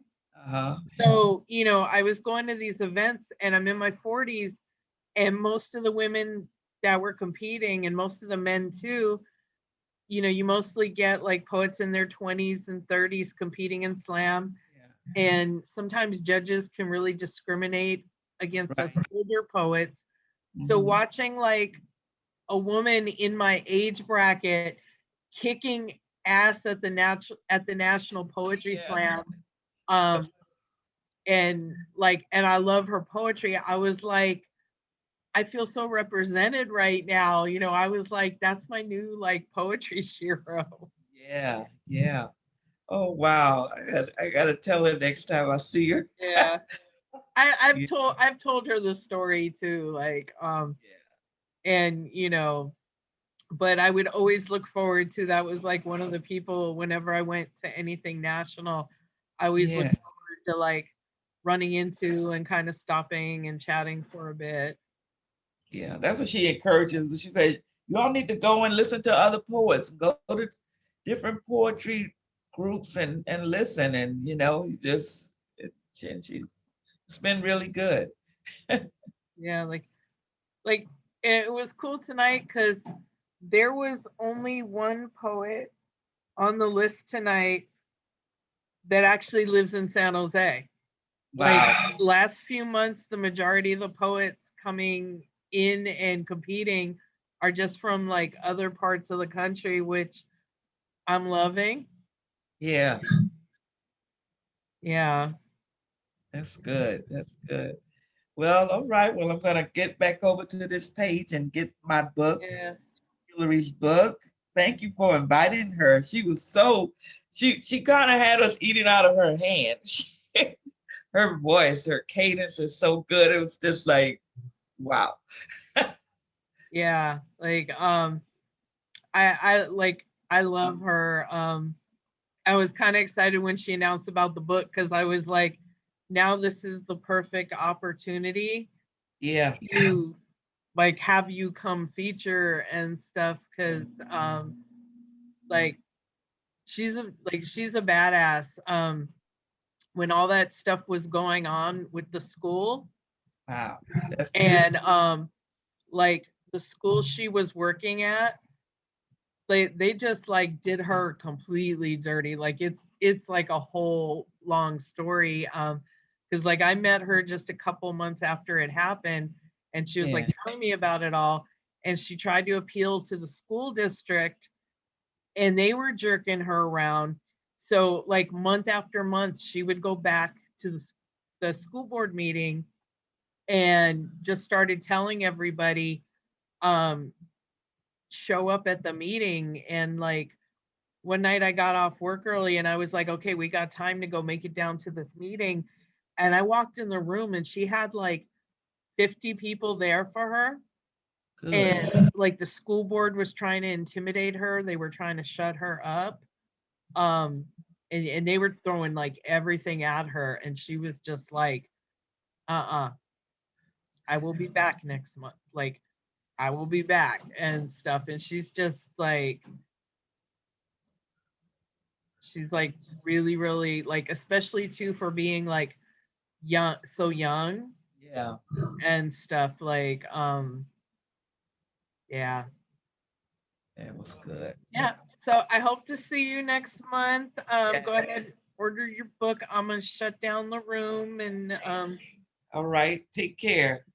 You too. All right. Bye.